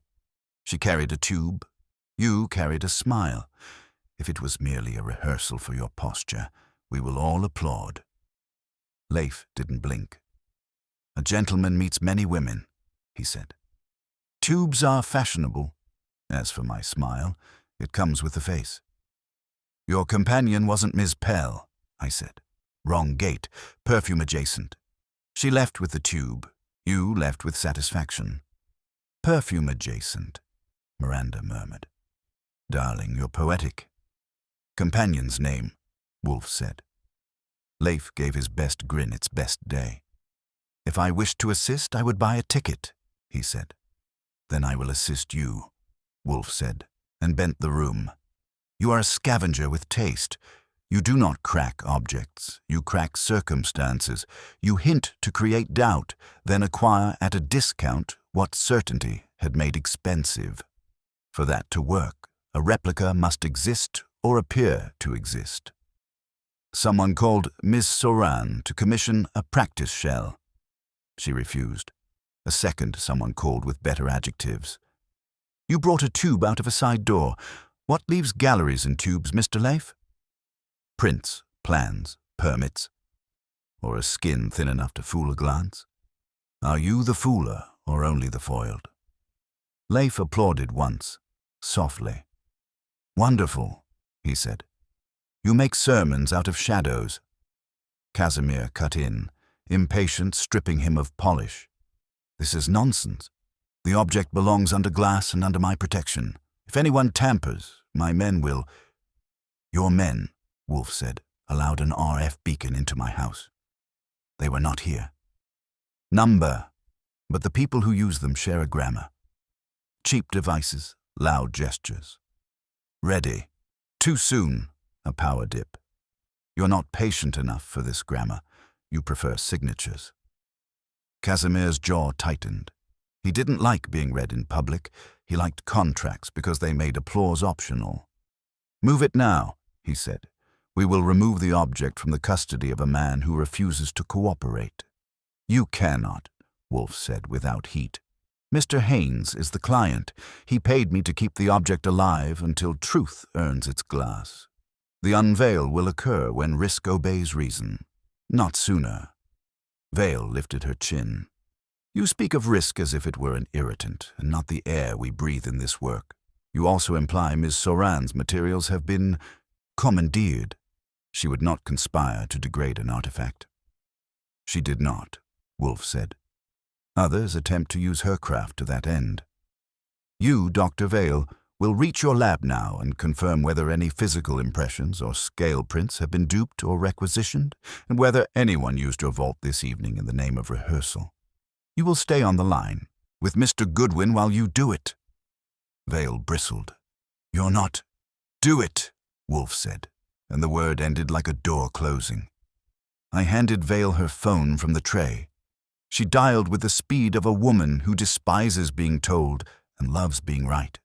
I took the extension on my desk and listened to hold music that wanted to be classical and landed on a hotel. Then a lab tech with a tired voice. No, nothing had left the vault. Yes, someone had asked to test lights at 9 this morning. No, the vault room had not been opened. Yes, someone had printed a poster-sized still from the ultrasound, authorized by events, for the lobby story wall. Vale hissed. Permission had been neither requested nor granted. "Who signed?" I asked. A name. Miranda's assistant. The red nail had a signature after all. I thanked the tech, hung up, and looked at Miranda. She held my gaze as if looking away would cost her a sponsor. "Darling," she said, "a wall-sized impression helps donors feel the ancient in their bodies. It's called engagement." "It's called leverage," I said. "You don't need a poster-sized ultrasound if you don't plan to point at it and whisper that cracks are natural." "Cracks are natural," Miranda said, and then realized what she had admitted. The word was the weapon. She recovered beautifully. "In stone, in donors, in schedules." "Enough," Casimir said. "Haynes, you will end this man's contract and release the object." Haynes opened his mouth and looked at Wolfe instead, which is how you know who holds the pen. Wolfe didn't look back. He looked at the safe, which is his way of not granting a man even the right to be refused. "Mr. Quayle," Wolfe said, "your code walked. Did your assistant also manage bookings at the Stratton? Did she order posters? Did she argue for an insurer window at 5 a.m.? Or do your responsibilities cease when premiums are paid?" Quayle flushed the dignified red of a man whose integrity has been nudged, not shoved. "My assistant coordinates with events," he said stiffly. "If she exceeded remit, I will discipline." "Discipline later," Wolfe said. "For now, understand the craft. Your code, Ms. Pell's future-proof clause, Mr. Casimir's pressure, Mr. Leaf's appetite. A coalition of appetites. Coalitions crack. Watch." He pressed a button on his desk that I had installed after a burglary that taught our vestibule a lesson. The front door deadbolt engaged with a sound that makes certain kinds of people rethink life. Miranda sat up straighter. Leif's smile tilted. Casimir turned his head a fraction, calculating exits. Vale listened, and that put her ahead. "No one leaves," Wolfe said, "until I am satisfied that I can move the object without being treated to amateur theatrics from men who mistake impatience for power, and women who mistake spectacle for stewardship." Leaf laughed softly.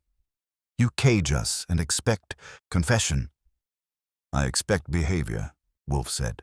"Confession is what children give saints." Haynes finally broke, words spilling.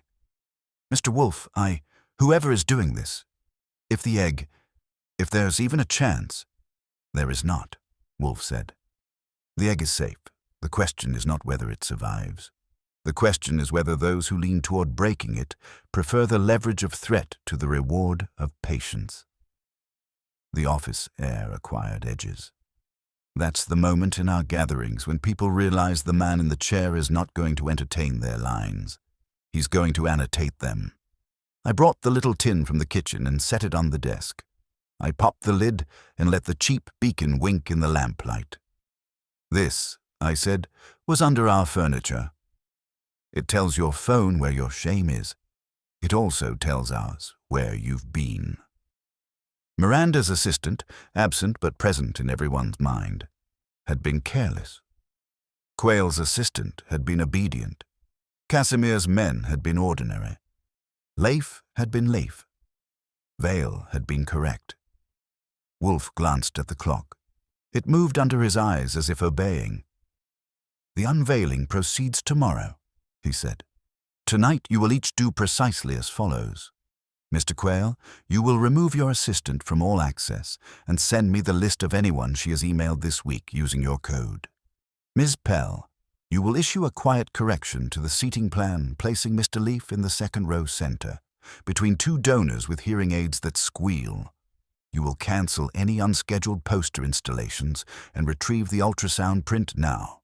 Mr. Casimir, you will inform your men that any attempt at an insurer window prior to noon voids your naming rights, which Mr. Haynes will happily award to the City Sanitation Department if necessary. Mr. Leaf, you will attend tomorrow and pretend you like museums." Leaf's grin wavered, which was as good as a frown. "And if I don't pretend well?"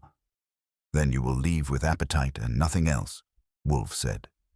Vale shut her portfolio with a click that sounded like agreement. "I will go to the Stratton now," she said, "and remove anything installed without my approval." "You will," Wolfe said, and tipped 2 fingers toward me. I stood and undid the deadbolt. The house relaxed half an inch. Casimir rose like a verdict. "Brief," he said, honoring his promise to the minute. At the threshold, he turned. "If you fail, I will bury you in lawsuits." "You will attempt," Wolfe said mildly. "You will not enjoy the discovery process." They left in a snowfall of looks. Miranda paused and put a hand on the photograph and slid it toward herself, just enough to test whether she could own even that. I tapped the edge with a finger. She smiled and left it. Leaf went last, and his parting gift was a whisper pitched to reach my ear and not my notebook. "Ready?" he said, and his breath didn't smell like fear. I shut the door and checked the bolt. Wolfe exhaled, which in our house is applause. The office settled back onto its haunches, pleased with itself. He didn't look at me. He looked at the safe. "Tomorrow," he said, "we will let them think they've earned their spectacle. And then we will show them the difference between a crack and a cut." The phone chimed. "Saul." "Your woman with the tube has a name," he said. "Pell's assistant. Left the print shop at 9:30 with a roll and left a nail salon at 10. Color, Gala Carmine. She's on her way to the gallery now." "Meet her," I said. "Bring Dr. Vale a pair of scissors." Wolfe closed his eyes and allowed himself one word of satisfaction. "Good." He opened them again and put the day back on the track he had drawn. "Archie, the egg remains. The performance is tomorrow. Tonight they will try one more rehearsal. We will choose the cue." Saul didn't need scissors. He arrived at the Stratton foyer 5 minutes ahead of Vale and relieved Miranda's assistant of her poster with the kind of courtesy that feels like a door closing. The scene came to me in pieces over the wire as I stood by the office window, watching the block do its late-day imitation of calm. The assistant, named Tessa, nails announcing Gala Carmine as if it were a degree, had the indignation of someone who thinks access is a personality trait. Vale stepped in with a tone that would have curled a fern and made it simple. Educational materials were not to be mounted without curator approval. Ultrasound stills were lab artifacts, not wallpaper. Anyone who said engagement twice in one sentence would be ejected with the banners. Tessa tried to cite Miranda and, for garnish, events. Saul produced a photograph he had just taken of Tessa at the print shop at 9:30, tube under arm. Vale took the tube and cut the print free herself, saying nothing while the paper peeled. Sometimes the quiet is the show. By 6:30, the echoes of Section 8's exodus had faded, and the brownstone exhaled into the hour where plans congeal. Quayle emailed the list Wolfe demanded.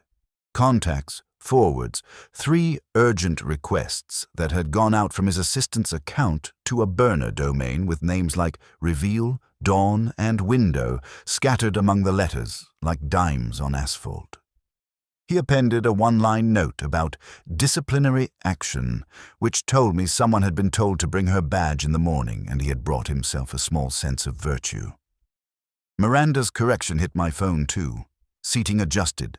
Leaf between donors with hearing aids capable of broadcasting whale song when agitated. The poster cancelled. She appended a heart to the message that I filed under performances. Casimir did not write. Power prefers speaking through other people. Wolfe used his voice twice. First to tell Fritz to bring in the small cork mat he uses for decanting wine and set it on the safe. Floor. The egg would rest on it to avoid the micro-shocks some clever boy might coax through the building if he convinced Con Ed to cough at the right moment. Then to tell me to call Durkin and plant him at the rear alley with a length of patience and an old wrench, because some men hear a wrench and remember the shape of their behavior. At 8:30, the street lights blinked as if remembering what they were for. The phone buzzed. Saul.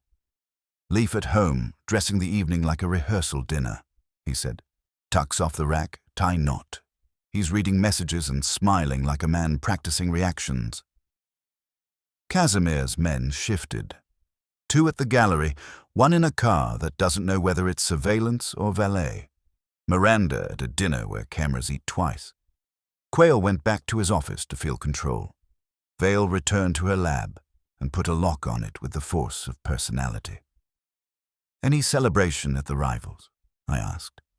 He poured a drink and toasts his reflection, Saul said. No company. He wants company to come to him. At 9:12, the block hiccuped. Lights dipped, returned, made the sound an old house makes when it keeps its temper. Wolfe didn't move. I was at the panel before the second breath. The house circuits held, the office lamps stayed on. Down the hall, the kitchen clock did not lose a second. We had not blackened.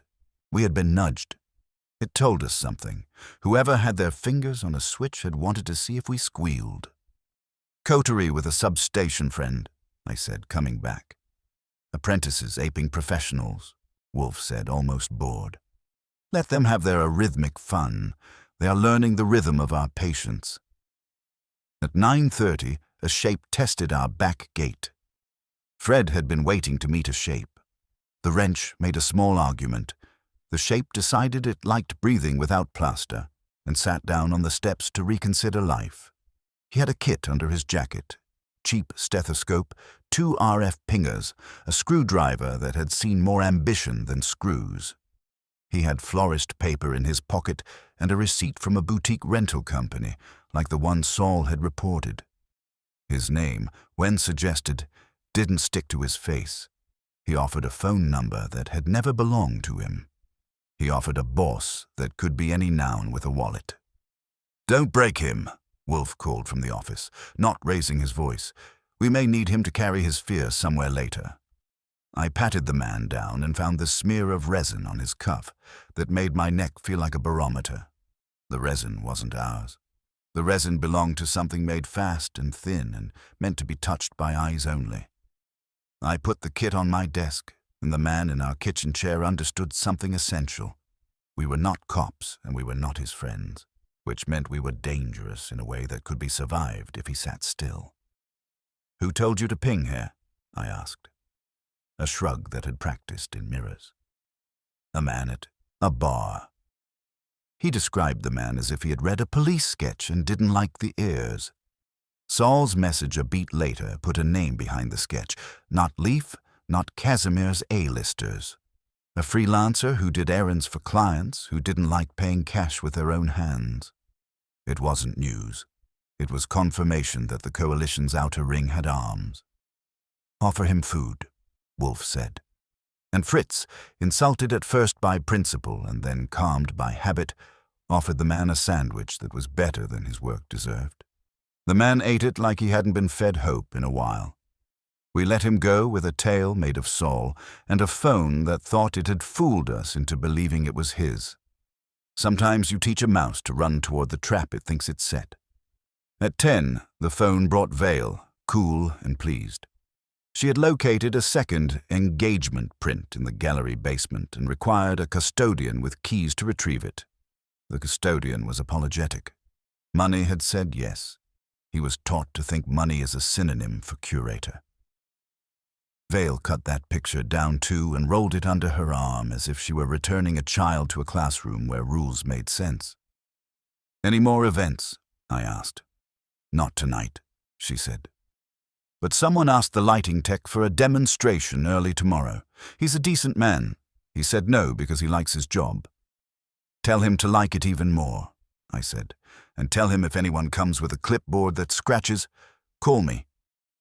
She said yes, without making it a gift. At 10:15, Miranda texted a radiant selfie with the caption, "Tomorrow glows," the kind of message you send to convince yourself you're still the host of the story. Leif's account posted nothing, which for him was a pose in itself. Casimir's silence continued. Quayle sent a final, stiff note. "Assistant suspended pending review. Codes changed." It smelled like a bandage on a wrist that wasn't bleeding. The brownstone settled into the late shift. Fritz washed platters as if restoring order to a small country. Up in the plant rooms, the orchids hid their news under petals while the city did its night arithmetic. I took another look at the safe. The cork mat sat on the floor like a promise to physics. The egg rested on it with that indifferent ancient weight. I closed the door and leaned in just enough to feel the metals cool. Sometimes you let the vault know whose side you're on. At 11:20, a man tried a whisper at the front, the kind of scrape a pick makes because it fancies itself a key. I stood where the chain would meet a face if the chain had a temper, and let the chain be enough. The whisper receded. A car idled, then decided it didn't like the tone of the block tonight. Saul's message came a minute later. "Heard your chain sing? Our friend in the car is of the Casimir genus. Polished shoes, haircut that says meetings." He dialed, listened, shook his head, left. Saul's tail slid after him like the shadow of a street. Wolfe let his eyes close and did the thing I have watched 1,000 times and never will learn. He drew lines in the room that aren't on the floor. "They have tried their rehearsals," he said. "They have placed devices and retrieved prints and tested our light like a superstitious stage manager. Tonight they will sleep badly and wake eager to participate in a triumph they pretend to own. We will let them." "You want Kramer?" I asked. It had been the 3rd time I'd held back the name. I know when it fits. A reveal is a game of chairs and proof. Having a man who likes warrants in the inexpensive seats sometimes helps when doors need final closing. "Not yet," Wolfe said. "Inspector Kramer is a man who likes to write the last paragraph. I will invite him when I know which sentence he gets to sign." "Fred." "On the alley until dawn, then nap. Saul will shadow Leif to the gallery at 11 and sit in a chair mothers don't notice. You will escort Mr. Haynes at noon with nothing wrapped in a story. The real movement will occur at 2 in the hands of men who look like plumbers." I looked at the egg and pictured plumbers carrying a piece of prehistory in a lunch pail past people who thought they were watching a procession. It suited me. We put the house to bed without pretending to sleep. I walked the upstairs hall once, quietly, in case a memory of a trespass wanted to repeat itself out of habit. Nothing moved but the building's patient lungs. I came down to the office and found Wolfe not with a book, but with a sheet of paper on which he had written 6 names and 3 verbs. Pressure, spectacle, profit. He was not smiling. He would not until he had arranged those words into a sentence he could say in one breath and have it end at someone's throat. At midnight, the phone gave us one more gift. Saul again, voice low as the block. "Your kitchen chair friend made a call. He used a number with a proud sense of anonymity. He said, 'They didn't bite. He's got it on a mat. We try at 5. The number traces to a phone that thinks it lives at a P.O. box with a view. 5, I repeated. "Convenient. Ensure a window meets dawn." "You going to let them knock?" Saul asked. "We will let them learn what a window is for," Wolfe said, and took the receiver. Mr. Panzer, at 4:55, you will be in the vestibule. If any hand touches my door with intent, you will take its wrist as if it were a valve that leaks. Mr. Durkin will stand behind the back door with the wrench. Mr. Goodwin will be in the office by the safe. I will be in my chair, which is where I am when the day begins. Copy, Saul said, as if he liked valves. I set the alarm for a time that felt like an insult and didn't have to. The house woke me. At 4:40, the city had that pre-dawn hollowness where even the taxis sound like they're asking permission. Fritz, who pretends to sleep like a civilian and never at the wrong hour, had coffee ready, black as a fact. Wolfe took a cup and let the steam go up like a benediction. We did not speak because the words had already been chosen. At 4:55, the hinges of the world announced a hand. It was not loud. It was professional for a profession that does not sign anything. The vestibule sighed. Saul's presence changed the air. The first tap was a test. The second was a choice. The third was a mistake. There is a music to catching a wrist when it intends to do harm. It is a quiet arresting of rhythm, a small unpleasant noise, a breath that doesn't know which shape to take, and then the confrontational introduction of the floor to a man who thought it was here to be walked on. 5, I said toward the office, and opened the safe. The egg looked at me with the same expression it had yesterday, which is to say none. I lifted it, towel and all, and set it on the table. The house heard the lie we were about to tell, movement, and kept its face straight. Wolfe did not turn his head. He didn't need to. He was counting the sequence by the breathing he knows better than mine. At 4:58, the lights blinked, right on cue. The breaker did a hiccup and then remembered its manners. Somewhere down the block, a man with a tool had just done the job he had been promised would make him feel clever. At 4:59, the alley door tested its luck and met a wrench that sent luck to the hospital. At 5, the front stoop tried to be a stage and met Saul's disapproval. On the rug, something slipped under the door, a second Polaroid, warm from a pocket that liked itself. I picked it up and didn't bother looking. I slid the bolt and opened wide. A man who thought he was part of a film tried to look comical with his shoulders. Saul moved him 2 feet to the left, where the angle is worse for smiles. "You're early," I told him. "The insurer window isn't until never." He had nothing to say. Men who practice lines for triumph rarely memorize the ones for arrest. I took the new Polaroid to the desk and set it beside the first. 2 lies shaking hands. Wolfe watched the air settle. "Close the safe," he said. I did. And in that small click the house declared that morning had chosen a side. "They will come to the gallery with their stories," Wolfe said. "We will bring ours, and we will decide which one lives under glass." Dawn didn't so much arrive as admit it had been listening all night. By 6, the brownstone had resumed its usual pulse, only tighter, like a muscle before a sprint. The 5 o'clock amateurs had left their contribution to the day of spectacle. 2 Polaroids, a scuffed wrist, and the knowledge that someone had the nerve to schedule crime like a matinee. Wolfe sat with his eyes half closed as if he were receiving reports from the furniture. He wasn't resting. He was aligning. "Breakfast," he said, but he didn't mean for me. Fritz delivered his best apology for civilization and withdrew when he saw that apology had been accepted in principle, if not in bites. At 8, Wolfe told me, "Call Mr. Haynes. He will come at noon. He will not carry anything heavier than the truth." Then, "Call Mr. Panzer. At 2 he will be a man with a box who looks like a plumber, and Mr. Durkin will be his apprentice who resents the trade. They will not speak to anyone who thinks questions are a badge." I called Haynes first. He sounded like a church bell that had found its voice in a storm. "Mr. Wolfe," he said, because that's where his fear lived. "Is it? Are we?" "We are," Wolfe said into my receiver without taking it. "You will arrive at noon with Mr. Goodwin. You will smile if prompted and shut your mouth when not. Your contribution today is to represent sincerity. Can you do that?" "Yes," Haynes said. and this time it sounded like a man who had decided to like his own spine. Saul got the plumber brief like he'd been born crouching under sinks. "Tools?" he asked. "Real ones," I said. "Bring a wrench that looks like it has opinions and a face that doesn't." "Durkin's face never learned adjectives," Saul said. "We're covered."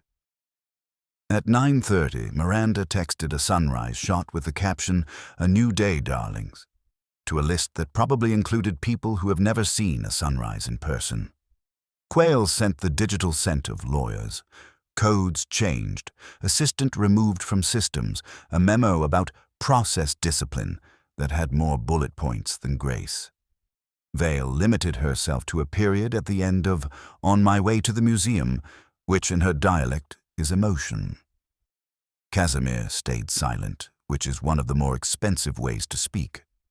At 10, I did the same rehearsal I had done yesterday: egg out, towel fold, light, turn, back to safe. If our discarded beacon had siblings in the woodwork, they were getting the show they'd been programmed to crave. Wolfe made a small adjustment to the beetle paperweight and called it the last rehearsal, which made the house stop trying to hide its satisfaction. By 11, the city had decided it would be the kind of day that produces news. I took the decoy box, the ostrich asleep on felt, down the alley and into a cab with Haynes, who practiced not wringing his hands by holding the door for me first. We arrived at the Stratton with the confident gait you lend a movie when you've read the last page. The guard with the clipboard had been replaced by a different guard with a different clipboard. He had a haircut from the School of Compliance. Miranda met us with a ring of light in her eyes that suggested flashbulbs even where none had volunteered. "Darling," she breathed, as if she had been holding her breath since childhood. "We glow." "Don't fog the glass," I said, and she either didn't hear me or filed it under charming. The gallery had completed its transformation into a controlled riot. The plexiglass case presided like a transparent judge. The dais had taken its shape without apology. Donor chairs stood in ranked patience. 2 of them were wired to the hearing aids that would squeal when Leaf smiled. Vale was already there, conferring with a conservator who treated her words like temperature settings. Quayle hovered beside a staff door, flanked by a man who had been hired to look like protocol. Casimir was absent but present by phone, his sort of omnipresence. Leaf arrived at 11:45 in a suit that looked like it missed Paris and brought with it the expectation that a room would rearrange to flatter his angles. I took the decoy box downstairs to the vault, with the same casual air I might use to deliver a single sandwich to a lunch that had forgotten to order 2. The vault room's camera watched me as if it had learned mistrust overnight. I signed a sign-in sheet with a legible name and left the box on a table where men like to put things that make them feel official. The guard glanced at me as if glances were all the scrutiny a day could afford. I lifted the lid half an inch, enough to let him see felt and curve and the idea of antiquity, and shut it with a click that meant I had other rooms to patronize. Upstairs, Miranda adjusted the microphone one last time. She had an extra coat of gala carmine at the edges of her smile, which told me Tessa had evangelized the Polish. I took a slow loop of the perimeter. 2 men at the side door, Casimir's genus again, talked to their sleeves. One had a tiny chip scar on his knuckle where Saul's description would have put it. He was a man who lost fights to boxes. Near the lobby, a temporary poster frame sat empty where the ultrasound had been scheduled to audition. Vale had the role tucked under her chair like a hostage that had been convinced it was family. At noon, Haynes did gratitude at the lectern. He said words about stewardship and shared wonder without actually saying tax deduction. He thanked the Stratton and the museum and a list of donors that had made their checks look like morality. He thanked the public for its patience, even though it hadn't had to exercise it yet. He did not thank Wolfe, which was correct. You do not thank weather until after the harvest. I checked my watch against a list in my head that had been organized by a man who thinks lists should obey, and then I left. The road between the gallery and the brownstone is a test of whether you believe in New York's ability to behave. Today it behaved for a man with a lunch pail of history. At 1:45 I was in the alley when Saul's plumber van slid into the slot a character actor would describe as non-committal. Saul got out with the gravity of a man who hates drips. Durkin followed, carrying a battered metal case that once carried fuses and now carried a past. Inside, Wolfe had not moved. He looked at the safe as if it were a recalcitrant sentence, and he was deciding whether to let it live. I opened it. The egg sat on its cork mat as if this were all it had ever wanted. A quiet room and people fighting over it out of earshot. I wrapped it in the towel that Fritz had ironed, like it was diplomacy, and handed the bundle to Saul, who took it the way a man takes a truth he plans to make someone regret weaponizing. "Plumbers," Wolfe said. "Leaky valves," Saul said. "Don't be clever," Wolfe said. "And that's how you know he approves." Durkin lifted the empty metal case and gave it a grunt for the benefit of anyone who likes to measure cargo by sound. We went down the back stairs, out to the alley, and into the van. The egg settled on a rubber mat that had seen decades of honest work. I closed the doors and watched them leave without watching them leave. That's a trick Saul makes look basic. At 2:20, I stepped back into the Stratton's lobby and could tell by the pitch of the voices that the donors had eaten the good canapes and were ready to be gratified with knowledge. Miranda's mic check hit the square note she saves for camera countdowns. 2 minutes. Quayle had the stiff serenity of a man who believes his clauses will be thanked from the dais. Vale stood at stage left with a pointer she would not need. Leaf had placed himself in row 2. Center. Miranda's correction had moved him by force of charm. The donors with hearing aids took their seats on either flank and smiled the sweet smile of people who go where their names tell them and expect placement to be flattery. Casimir arrived at the last instant and took his center front without apology, the way water takes a dip in the ground that already looks like a bowl. Saul and Durkin came in at the loading dock. They presented their badge-forged work orders to a man who collects badges like trading cards and acquired a nod. Downstairs, the vault guard glanced at their tool bag and then returned to watching the kind of television you can carry in your palm. The exchange happened in a room with too much paint on its columns and not enough suspicion in its air. The ostrich box traded a table for the van. The towel and the real egg traded a plumber's mat for a table that had been told all day it was about to become immortal by association. At 2:30, an usher tried to take me aside to ask about seating a donor whose surname insists on being pronounced. I told him to consult Miranda and went to the dais. The plexiglass case waited like a promise. The cloth was drawn over the plinth. The room had drawn itself around the moment until you could feel the shape of attention push out of your skin. Miranda took the mic and earned her keep. She crafted sentences that tickled wallets without admitting that was their purpose.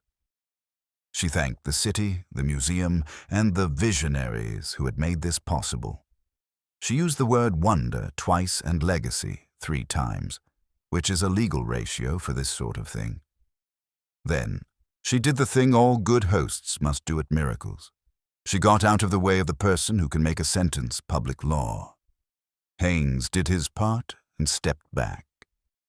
Vale approached and said a paragraph to reassure anyone who worried that the case contained a pretty lie.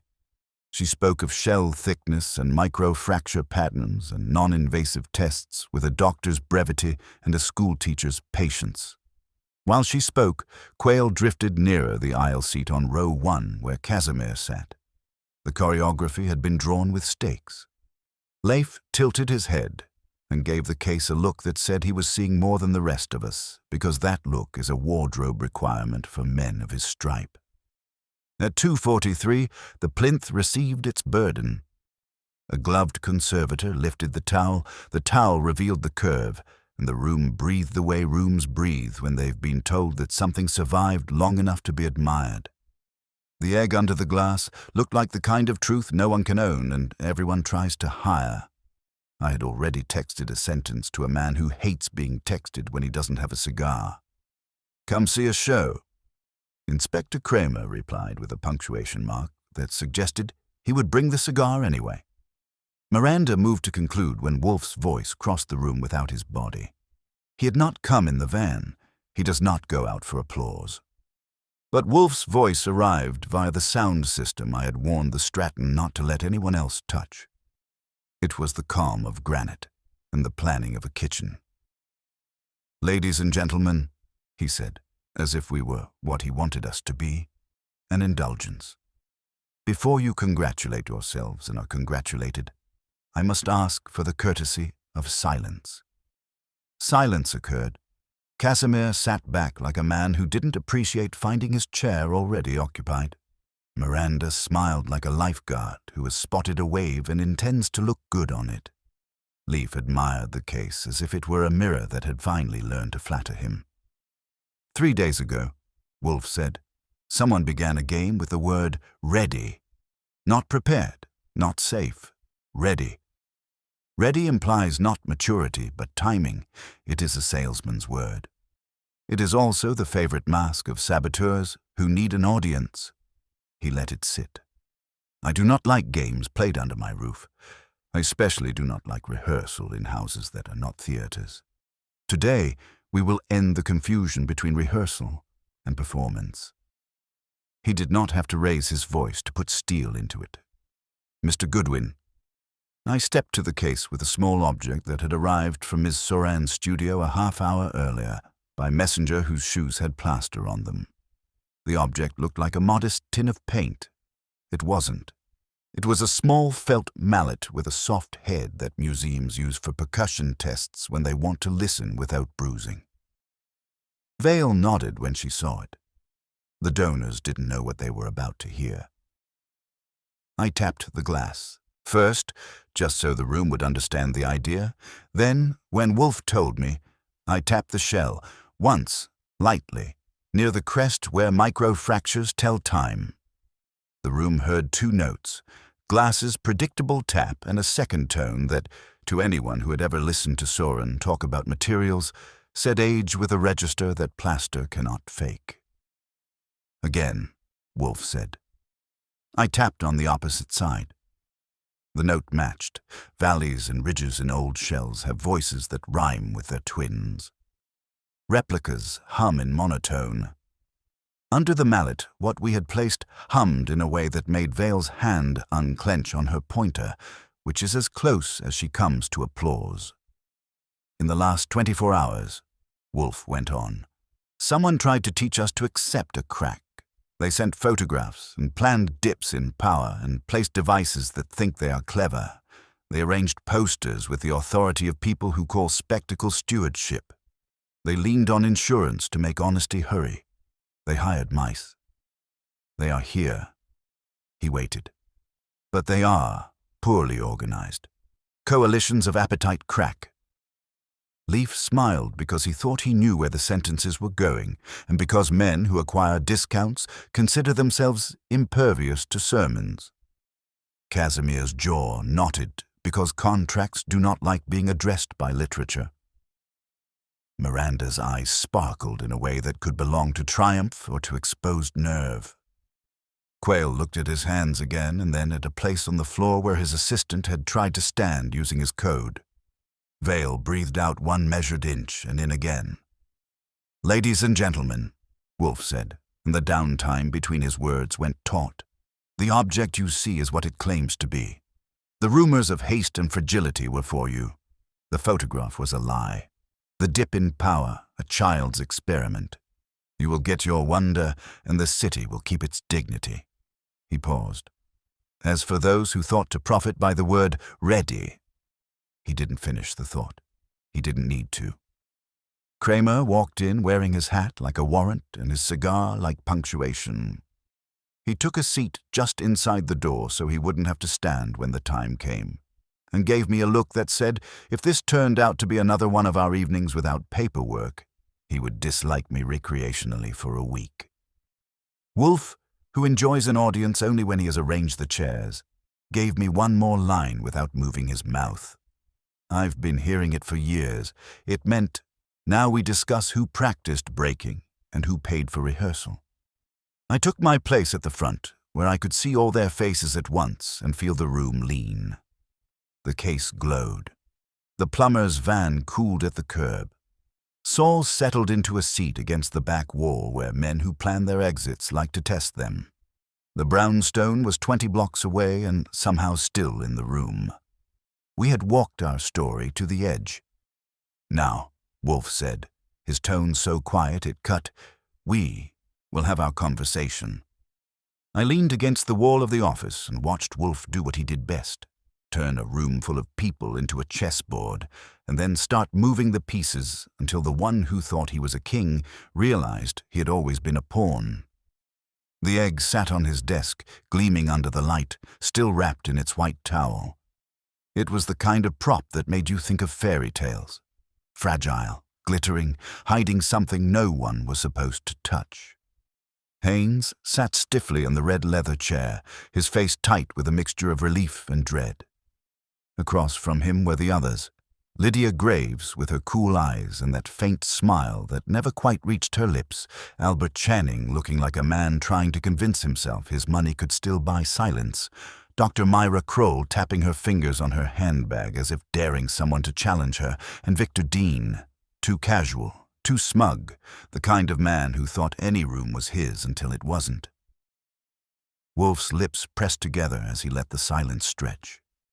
He never rushed these things. He let nerves build up like steam in a kettle until someone whistled. This time, it was Channing. "Look," he said, his voice rough, "if you're going to make accusations, make them. I don't see the need for theatrics." "You wouldn't," Wolfe murmured, finally shifting his eyes from the egg to Channing. "Theatrics are wasted on a man whose imagination is confined to bank balances. But you are not the one I need to loosen." He turned his gaze, slow as a hinge, toward Dean. The smugness flickered.